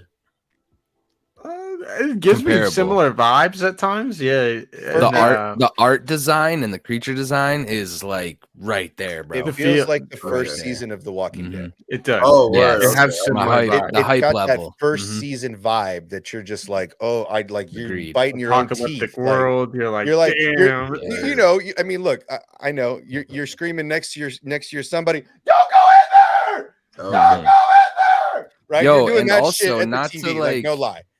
Not to try to ruin anything for people who haven't started it yet, but they change a thing in this show about them from the game. Very, very Good. slight change, but it's dope. I And just it's more need to- realistic to a thing that would happen in our actual. Yeah. It's dope. to So not I adapt recommend. anything from the second game, and I'll be okay. just one season. Honestly, stop there. everybody's been real hyped about it. And Yeah. and I hope that we get that kind of hype for a game coming to live action. See, here's my segue, people. See, this was a plan. I hope that the hype is this much for when Cal Kestis makes his live action appearance after Jedi Survivor. You like how I twisted that? You like how I twisted that knot right there? Hell yeah. Yeah. I Hell threaded yeah, that brother. needle like a motherfucker, I'm right? I'm So- still in the camp of that droid being BD1 in Book of Boo. Yes. Mhm. Well, they actually named it. It's actually Oh. a different number technically, but Whatever. Well, I like that they have more of those droids in the galaxy. That's cool. Mm. Yeah. that's what I was excited about. I was excited that BD style droids are a thing. Oh, And yeah. they're more prevalent than just one little droid that's special, that's like custom made. So yeah, I feel like, yeah, I'm sure there's going to be one more game. Isn't it sad that we're like, oh, well, like the game could have a trilogy, which would be equally which as amazing. which is great. I mean, do a third game, but we're gonna wait till 2026 for this bitch. It's gonna suck. It's gonna that one's gonna come along right when Acolyte or when Eclipse comes out. They're gonna But come it'll out the all same year. end- Hey, people need jobs. The third game is gonna end with Cal Kestis, and it's gonna be the path. The path is all gonna vibe together from Oh, down for one that. and I'm like down for Quinlan that. Voss and all those Well, guys. the, Like, the only thing, I think the second game is supposed to take place During Kenobi. so- around the same time as Kenobi, so the path hopefully is developed. But it would be cool to find out in the Battle Scars novel that's coming out, and then I even wanna in read this that. game, if maybe Cal even has expanded on the path or like been a part of the creation Well, of it. it seems like this would be the perfect opportunity to expand on the path. Being as we see the trailer, we see Seer having a conversation with Cal about being the most wanted person in the galaxy, right? The number one hit list for the Empire. That's got to be completely attributed to Cal messing up the Empire's plan to take Force sensitive children, to get all the Force sensitive. So what a great way to segue into Quinlan Voss after Kenobi mentioned the name. What a great timeline for Cal to be passing younglings to Quinlan and to actually see Quinlan in the game, right? That would be an epic Easter egg cameo to come out of nowhere, and they can draw him just like they did in Clone Wars, so they don't have to get an actor. Now, if they got an actor that could play that character, and they do show us that kind of mocap with an actor, 100% we're going to get Quinlan Voss in live action. Word. Sick. Right? I feel like Jedi Fallen Order, Jedi Survivor, there's no doubt to me that they are going to transform that character into a live action character at some point. If we don't get another live action BD1 along a Cal Kestis that's No, yeah, you don't use Cameron Monaghan just for a video game, That's in what my I'm saying. opinion. Yeah. I always He's a said good- Cal he's a and good Ezra, actor. man. Those two need to start their own Jedi Oh. Academy. But That'd That what, would be dope. dope. now do you feel like this was planned out back when Survivor or Fallen Order came out, do you Right. think they had planned 100% to Yes. bring Really? Cal Kestis to live action? 1,000%, and I'll tell you why. Because if they was really itching on doing a one and done, I feel like they would have just killed him off at the end of the first game. Okay. But because they chose to save him, they knew what they were doing and wanted to expand on that legacy more. So you think all those decisions on the game are going through main story? Mm-hmm. Yeah, and another reason is because, well, two of the main things I took away from the first game was in the very end, it's all about the holocron that has the list of force sensitives that they knew about. Who knows how big that list really was? They destroy it and say, well, let's let the force decide. The force is deciding that the path is now going to become a thing. And for whatever reason, they are going to continue to seek each other out, be drawn to each other. That's like the balance. It needs the light side to be built up in order for the dark side to be strong. And the other part of it is Jocasta knew when she's confronted by Vader in a comic says it doesn't matter if you kill me. It doesn't matter if you get the list yourself. It doesn't matter if you have any of that because the Force has already decided what is going to happen. So it's all part of the greater Star Wars story. I hope they bring Cal in with people that we've And mentioned. two other things too. Yeah, again, if they didn't have anything planned for Seer, they would just let Vader slice and dice her. But instead, she's now Jacasta's. She's the new librarian. Yep. Mm-hmm. Right. You know?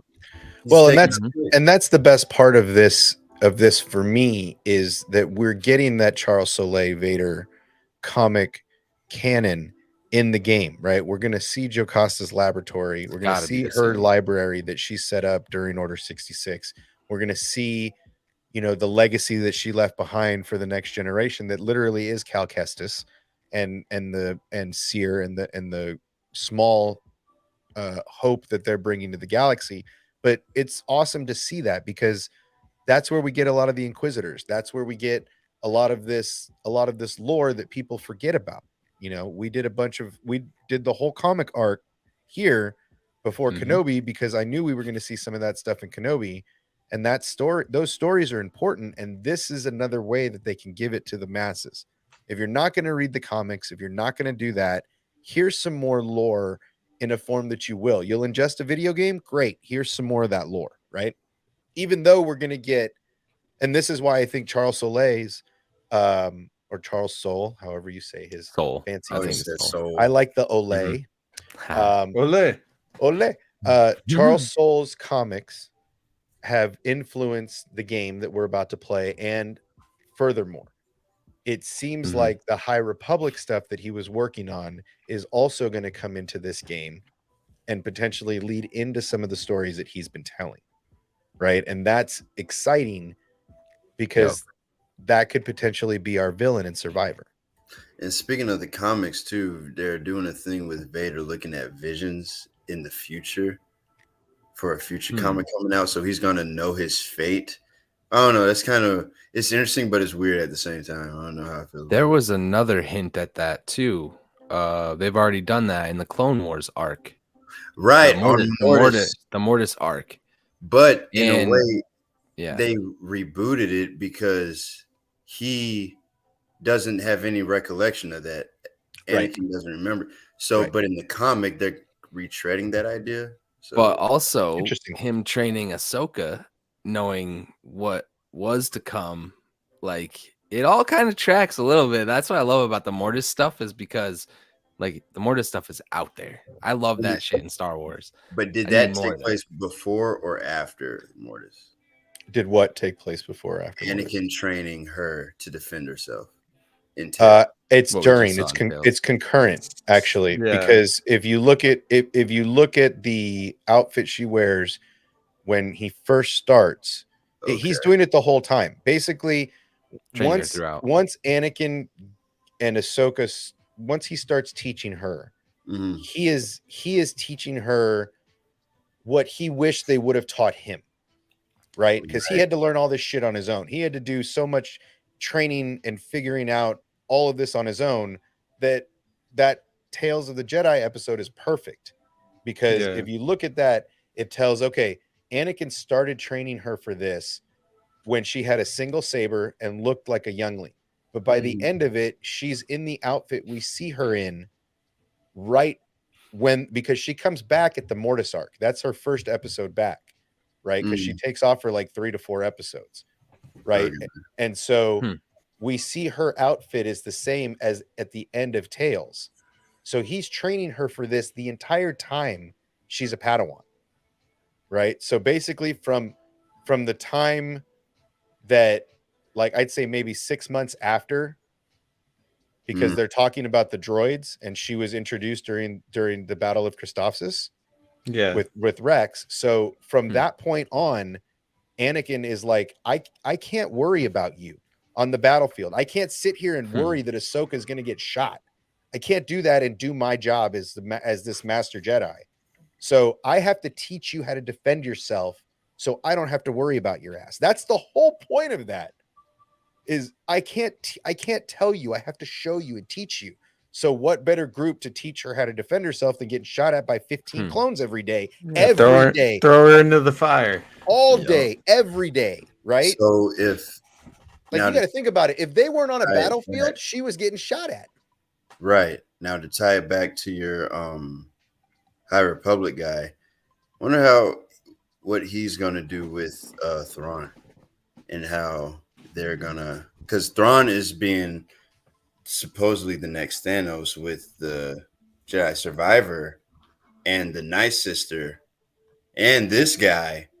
That's like 4 bad stews in the pot, Well, I mean, I think that's, the Empire is always the looming threat, right? That's always the big bad, ultimately, is the Empire. It seems like the game's intention is to do kind of what the first game's intention was. We have to find a way to beat the Empire, and finding this Jedi survivor, a prophecy myths read it was, possibly, right? Thinking it's a Jedi survivor when really it's a Jedi prisoner, right? It seems like he opens this character up in a hope, almost like a New Hope, that he's going to be the savior, the Obi-Wan Kenobi, if you will, to help defeat the Empire. And it just creates another enemy that they have to deal with. Satan, yeah. So it's going to be interesting. I'm excited for it. I'm very excited to see where they go with that story. But I mean, gaming to live action, right? And now we see, I'm hoping that Star Wars can recreate what Last of Us have done, bringing those cartoon gaming characters to live action the way that they have. What if they both live, Cal and him? I love it. This guy is like Old Republic, bro. Yeah, He's got the hood. Like, Jedi go back robes, and watch the last the trailer, Jedi bro, robes are at the gold, end. like the Old Republic. Like, but when it's the one-armed dude with the red saber, if that's the same guy, like, he's Old Republic. And if it's not, holy Star Killer. I would love it to be a Star Killer reference, but honestly, I could see a Star Killer having its own show. How so? Well, I mean, it's a story to tell. It's a story that took hours of a video game, right? And you can clip all of the Star Killer stuff into like a 30-minute movie montage. Bro, you can literally just Vader could have done that. Oh, Vader could have. Charlie. So it's a Tell him, magical Charlie. words. Tell him, Charlie. As soon as you say something about Mortis and Sam Witwer, you catch my ears. Yeah. Charlie just appears. Yeah. Okay, we That's said just a Sam lot. Witwer like 3 times already. So tell him how you canonize Star-Lord. Yeah. Star-Lord? Star-Lord. Star Killer. Star-Lord. Tell him how you bring him into the canon. Vader could do that, right? Easily. Sam Witwer said it multiple times, but I'll gladly rewrite. Yeah. Well, first off, how's it going, guys? Hi. Yeah, I hate to come in. It's like, hey guys, better now so that you're Mortis here. and Sam Witwer. Coming in hot. No, I scrolled by it and seen, like, I was like, oh, he's doing a live thing. Oh, there's some people I know. All that guy's from the MCU. Oh man, I miss him. But Wakanda forever. You damn star you. But no, okay. So it's very easy to canonize like Star Killer. I mean, he's oh god. Okay, so going back to I don't know how much you guys covered. None of To it. okay. Oh, okay.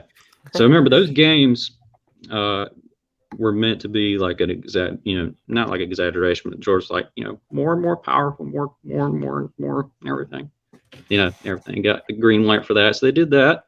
Just wanted to see what that looked like, and they did that, and they're like, "Hey, can we do some novels on these?" Like, yeah, sure, that sounds good as long as it doesn't conflict with episode 3 and all that sort of stuff. So that happened. His thing ended up being Is George here right now? Right. Sounds like it. I don't know. No, I can't do that. So, anyways, Sam Witwer has always said, because people always come up to him in conventions and stuff, would you be down for doing Star Killer like a live action? And it's like, there was a way at one point where it almost happened, and that was in Rebels. Dave Filoni came to him, and it was going to be him on Malachor instead of that one Inquisitor. It was actually going to be him, and they actually had the concept art and everything. They drew it, but they held off on it because I think something's down the road. Also, they gave him Maul instead. They gave him instead, so he was working overtime. Yeah. And and as far as his power stuff goes, when everybody's like, too powerful, it can't be. No, it can be done. Just reintroduce him as man, this main head guy of he died. Vader and everything. I'm sorry to interrupt, but if he's so OP, how'd he die? Sorry, that's a. I'm sorry, it's almost as bad as that bus driving bitch Mace Windu. Did he die though?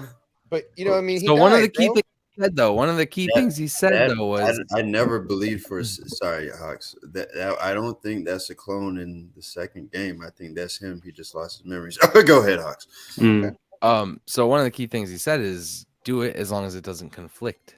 So why can't we still tell the story, have him survive the end of that, like we're speculating now, and he can show up anywhere we want, man. Yeah, there's a video they got out the there. Armor in Mountains. There's a video out there. You can easily find it.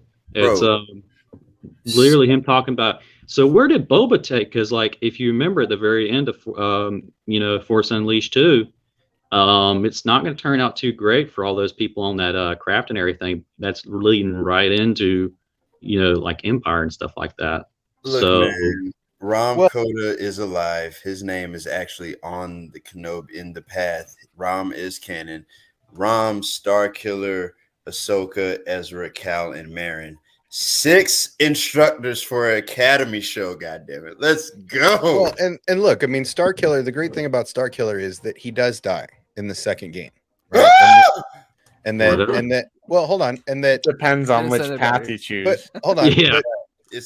Let's say for intents and purposes that it's the light path, right? Because that's the way that you would write the story to continue for it to kind of make sense, right? Leading into episode 4. Yeah. So the idea is that I like it. Star Killer dies building the rebellion. He is the first spark to building the rebellion. I love that. You have his family insignia used as the rebellion symbol. All of that can be told. I can't take it. Saving Mon Mothma, saving Senator Organa, right? Like saving the people that start the rebellion. That story can be told in any way, live action or animation, and still not break canon. It's still there. And then that would be a great reason why that armor is sitting there along with Queen Amidala's headdress from Anakin and her were on the run, or all that fancy shit that he's got in that shop. It would make sense why a Star Killer armor would be there, because it is a relic of the rebellion, right?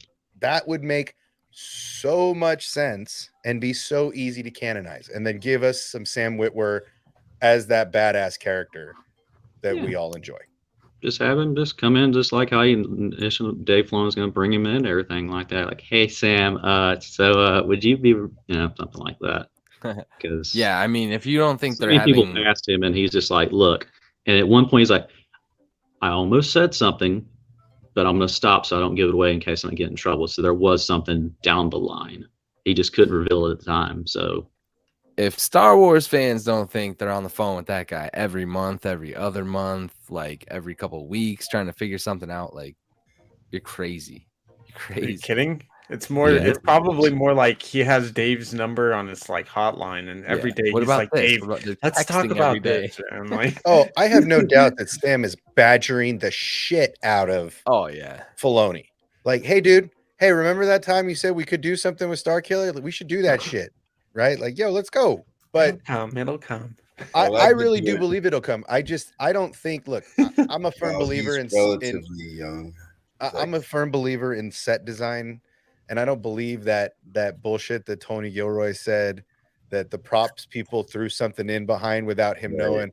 I call Hate that. bullshit. I call Bullshit. This is Mhm. Lucasfilm. This is You got Disney. holocrons back there too, Come on, bro. bro. Like, There's shut up. Morris Shut up. I Starks. call bullshit. I'm Gungan sorry. shields and everything. Dude, What was Gungan the shield, weapon? The Rakadan weapon? Like, shut up. The plates, the World Between Worlds tablets, Yeah. Queen Amidala's headdress, Luthen's Mandalorian helmets when armor. he was a temple Oh, guard. He the knows more tablets about were the Rakatans than I do. Like, The let's be Rakata real. crystals, the tablets were bro. recreations. The original Didn't you set, know that? The For the museum? holocrons looked huge, Originals. bro. The holocrons looked humongous. Jumbo They did. size. And they showed them in multiple episodes. They were Those- huge. They were very reminiscent of Darth Bane's. They were in Solo. Back in the old school days of the Bane trilogy and stuff like that. So whenever again, ironic enough, Dan, the man links up to you from what I'm going to do for your little thing of your cameo. Look, it's just that. Yeah, I'm sorry. I just remember. I've been working in remember that. television a long time. There's nothing in the background that doesn't pass through the filters. I'm sorry. Bro, nothing that big. I don't give a shit. I It's call Star Wars. bullshit, dude. I'm sorry. There was Also, so many things. Or isn't there 2 Star Killer armors? Yeah. There was like 2 or 3. There for were a sure. couple. There was one in the front room and there was one in the back, and the other had like a different helmet. They on. could be just like old Sith or like Mandalorian Nah, bro. warrior outfits. That but- was real close. That was I hate real close to some Star Killer all that armor, bro. noise, I'm Vader. sorry. That hate was it. literally his. If it's all for Dude, nothing, they- I hate it and don't want I it mean, ever minus a again. DNA swab, be dude. honest. That was Star Killer armor, man. I mean, come on. If this was Oh, shit, that was CSI good. fucking Star Wars, that would have been some DNA swabbing. This is your daddy Yeah. kind of shit. I'm sorry, but that was too close, and I just don't believe it. I think it's a total it's a total sandbag, right? That Tony Gilroy. That's Very a nice. sandbagging ass answer. Diego Because- Luna said the set designers are intentional. Wow. Yeah, I mean but that's what I'm saying. It's all of that stuff is 100% intentional. If you think that the set designer snuck something in behind the director, fuck you. Fuck right off. I don't care who you are. Every director has full control of his set. You might be able to sneak like a glass goblet in the background or something, right? But Or you're not forget a sneaking Starbucks in a you're not scene. putting How Full do you- set of armor. How do you you're not not putting a catch that 6-foot in tall editing, piece bro? of armor right behind the main character's head. Yeah, Get they the took fuck outta hours here. 3D printing and making that whole suit just to do that. Right. Also, you had Indiana Jones's whip back there. Come on. Yeah, You know- it's grabbing through the whole multiverse. Like, Bro, CSI Star Wars would have been like, this is Stan Witwer's DNA. I'm sorry, you are the father. You're done. Do not pass go. Do not collect $200. This is it, man. That's some bullshit. go directly to jail. Now, maybe Bean Tony didn't know as much about Star Wars as somebody as amazing as Robert Rodriguez that created a fantastic Star Wars show, knowing so much about the Star Wars lore. But it's maybe he didn't notice, maybe he himself, but I'm sorry, there's a group of executives, there's a group of producers, there's a group of all these people that make sure everything is right on set. I'm sorry, that's a bullshit ass answer. That was Star Killer's armor 100%. Sorry. Yeah. Yeah. And if it's not, I never want to see it again. I'm sorry. They I don't want label it that in the- shit. I don't they want label that it shit in in the my Star website. Wars, man. I don't want the Mortis tablets to be some recreation put in a museum to honor them. Like, fuck that. Dude, I'm awesome. sorry. Yeah, awesome thing on that too, Hawk, is those little tablets and stuff like that. They were from the Rebels, which I loved. They included Yes. so much. I've disproved Was- that they're the same though, because Yeah. Rebels takes place way after that, so it's Yeah, not like they're not the same. So that means there's more Mortis temples or on more the Well, world there- between planet worlds. Ezra was on. But Help. How The else planet is Ezra's Ahsoka on. gonna get through that gate? Look, she's there's Love all. there's it's multiple not gates. gonna be the same one. Well, but look, I Yeah, mean, man. you have to think that Sith E- plots Ezra- everywhere. Ezra was accessing the world between worlds before it was a thing, right? Before they had really introduced it as what it was.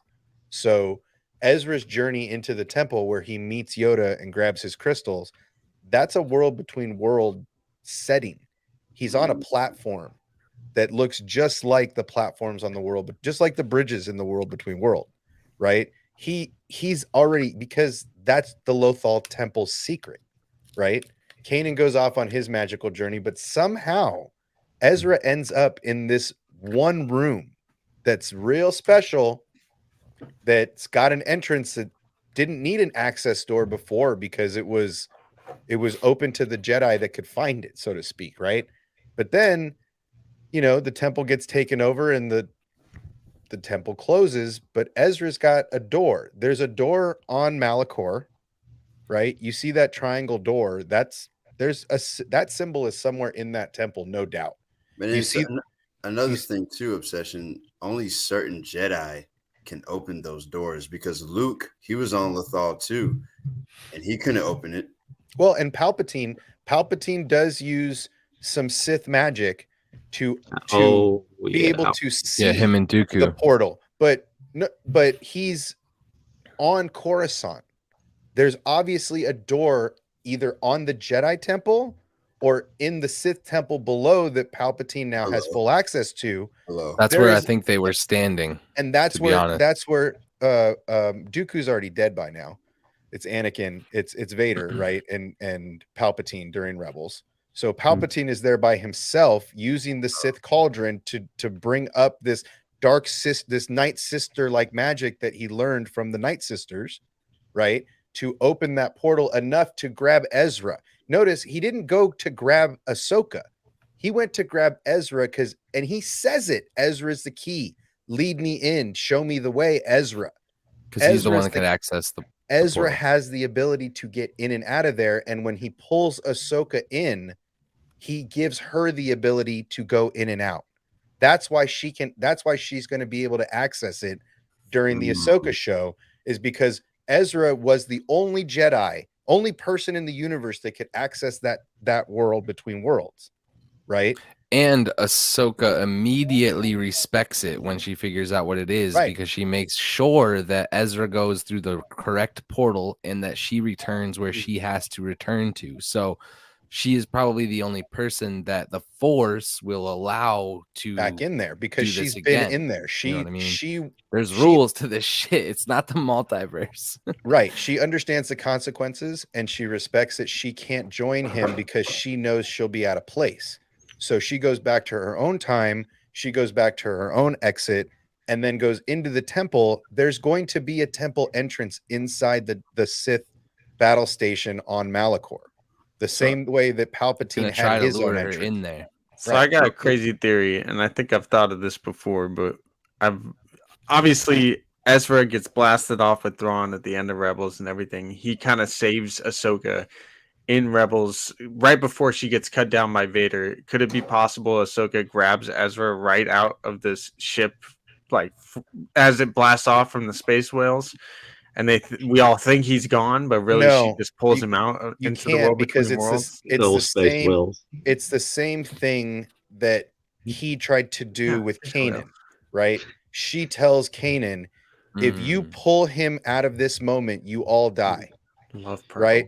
And Kanan and Ahsoka knows she couldn't do that because Ezra is holding Thrawn there, right? Ezra is holding him there the whole time. What I'm and he saying, what if- knows he has to sacrifice himself. What if she pulls him in though, and it's Thrawn, being the tactical genius he is, sees it? It's like, what the heck, and he gets pulled in too. I mean, it's a stretch to give more people access. that would to, be Plus, I don't think he would. fans would He's shatter. a tactical mastermind, but he doesn't have the Force. right. I I don't think think that would that go well for him. Thrawn- Filoni clearly loves his wolves, so I can only imagine what those little paintings would do. he could have been enthralled to learn more about the Force with his contact with the Bendu, though. Well, and to not know where Ezra ends up, that's the hook, right?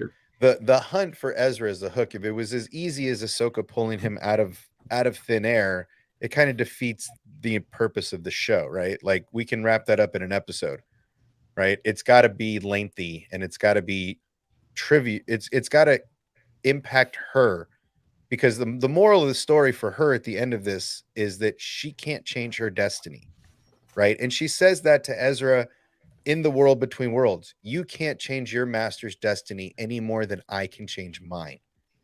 And she knows where she's at when she says that. She could literally grab Anakin out of a moment and change it, but she knows and understands the consequences of where they are. But I say, if she really wanted to, she could have just grabbed Padme from Mustafar and saved her. Heartbreaking, awesome, and I love when that episode came out. Episodes and everything was all like complete, because you could hear James Earl Jones in the background, power of the dark side. You're just like, oh, and everything like that. Yes, because I remember when those specific episodes, like, well, so dead, Right. and stuff like that happened. The little window was like, wait, this is new footage, and then wait, what? And then sorry. Yeah, it's I know. gonna be, and Yeah. the fact that they cast a young Ahsoka, the fact that they cast this young lady that I think once she's in full hair and makeup is gonna just be fire and look amazing as a young Ahsoka Tano. But the things that they're gonna show us in this show, Yeah, there you go. is gonna be real deep, right? It's gonna be real gut wrenching. These are gonna be some of the lowest points that this person is gonna have to witness, right? It's not going to be her stepping into another multiverse. It's going to be more like mere reflections. So, And it's going to looking be into nightmare fuel because she's on Malachor. right, The exactly. dark side's literally going to reach out and try to pull her in. Right, and I that's hope. and that's the hook with going into the world between worlds the way she's going to, is she has to watch what would have happened if she would have gone instead of Obi-Wan to Malachor, right? She's going to have to watch all of these different versions of the way things happened, and it's going to be like torture for her. That's why when she comes out at the end of Rebels, when she comes and meets up with Sabine after the Empire is gone, that's when she knows she can come out, when she no longer feels Vader, right? When she no longer feels Anakin, that's when she knows it's safe to come back into the fold. So the amount of knowledge that she's going to gain in that temple is going to be why she's so wise when we see her in live action, and why she is not this beacon of light, white hope that everybody thinks she is. Ahsoka is more gray than anybody else in the universe, right? She no longer gives anybody an opportunity to live the way a Jedi would, right? You see that when we see her in Mando. She's and it cutting already people starts in Mando too, when she's refusing to interfere with Luke Skywalker and his decisions, or Grogu and his decisions. She's like, she is literally like, your decisions don't matter, bro. Like, you guys do whatever you want to do, but the Force is going to do its thing too. So right, and that's what this I think the whole purpose of this show is going to show us, is her journey in getting to that point, right? To being that gray Jedi that's like, the Force is going to do the Force no matter how much you try to force it, right? Joe Monger, I'm dead. I mean, everybody's got a thing, but it goes back to, this show is going to be unique, and the fact that Dave Filoni wizards and such. The fact that Dave Filoni is doing the work on this one is what's going to be the most interesting, right? This isn't handing it off to a Robbie Rod or a Deborah Chow or anybody else. This is Dave taking on a big undertaking. I think Ahsoka will be his biggest project maybe ever. That is his baby.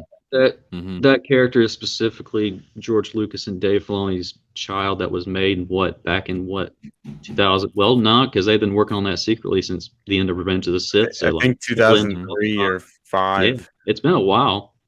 So And if you haven't gone and watched that Project Gimli thing, man, you're all missing out. You need to see pretty sure the story that she's based on. that If you child want to know where it's going. in episode 2 was supposed to be Ahsoka, but they said nah. Fuck that noise. Well, and Tales, I've gone back and rewatched the Tales episodes for all of that stuff, and that stuff's fucking gold, right? yeah. Like that stuff is amazing. And honestly, I agree with Hawks. We need Tales of the Sith. yes, Right? We need Hell some yeah. of that. We need Sons some of more. Dathomir, please. Thank you. Already We be need- writing it, please. We need some more Tales of the Jedi. We need to finally put to bed. I think they did already. Let me know your opinion on this, guys. But I think that with season 7 of the Clone Wars, they finally put to bed what happened to Shaak Ti. Right? Because it's always been, how did she die? Right? Did Anakin take her out at the temple? Did Grievous take her out in Saw the his saber, ship? right? Did she get taken out on Camino because she was, the resident Jedi on Camino? But I think Dave and the crew in season 7 of Clone Wars, when Kenobi says, we haven't heard from Master Shaak Ti, she was with the Chancellor. That kind of puts a nail in the coffin that the Grievous storyline is the story arc. Well, I mean, yeah, from the George Klonvatsky show, that's Targovsky. Yeah, that's what it's in reference to, because she and 2 other Jedi are protecting the Chancellor. But there's unfinished, or not unfinished, but like, what do you call it? Cut footage, I guess you could say, of Grievous killing her in Revenge of the Sith as well.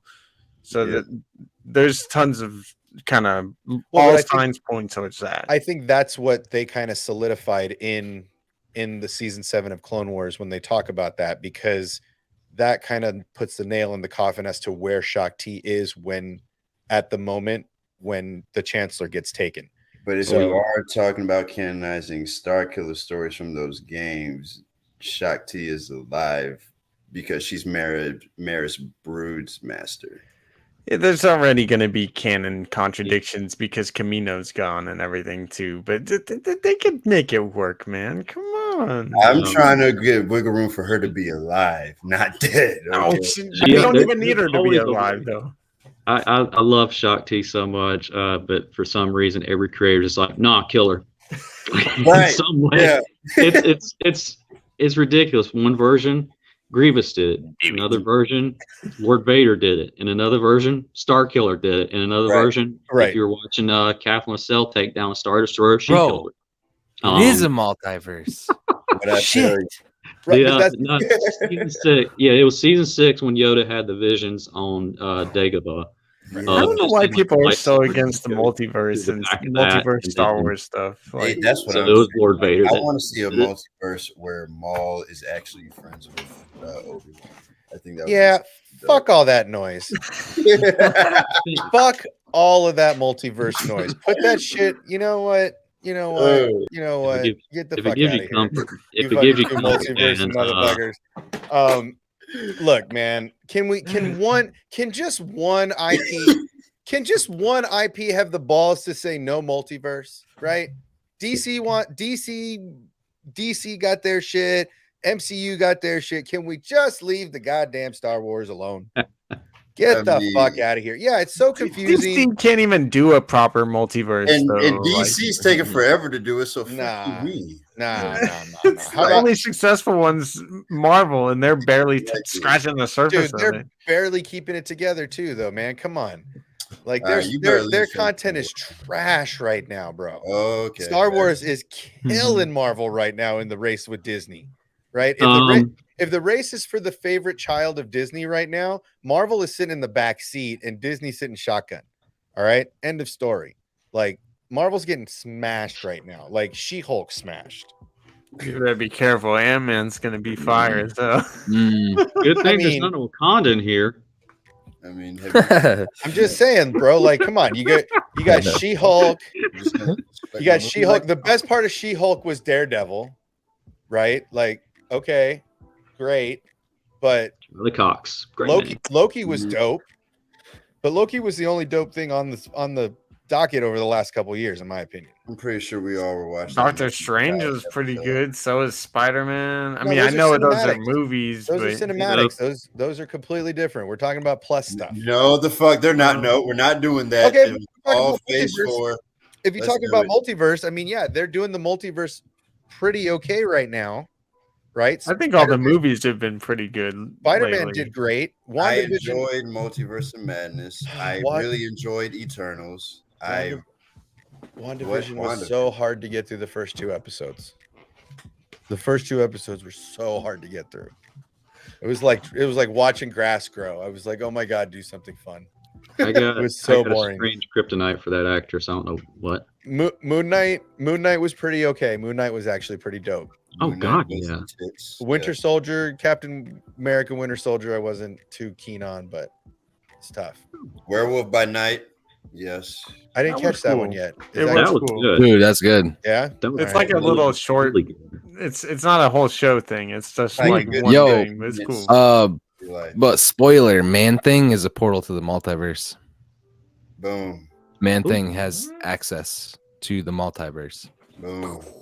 Cool. Yeah, Star Wars needs Just to so stay you out know. of it. It's too listen, you guys already have enough. Look, you already have enough hate with the Legends and the EU decanonized. Now y'all want to bring them back in a multiverse faction to fuck it all up?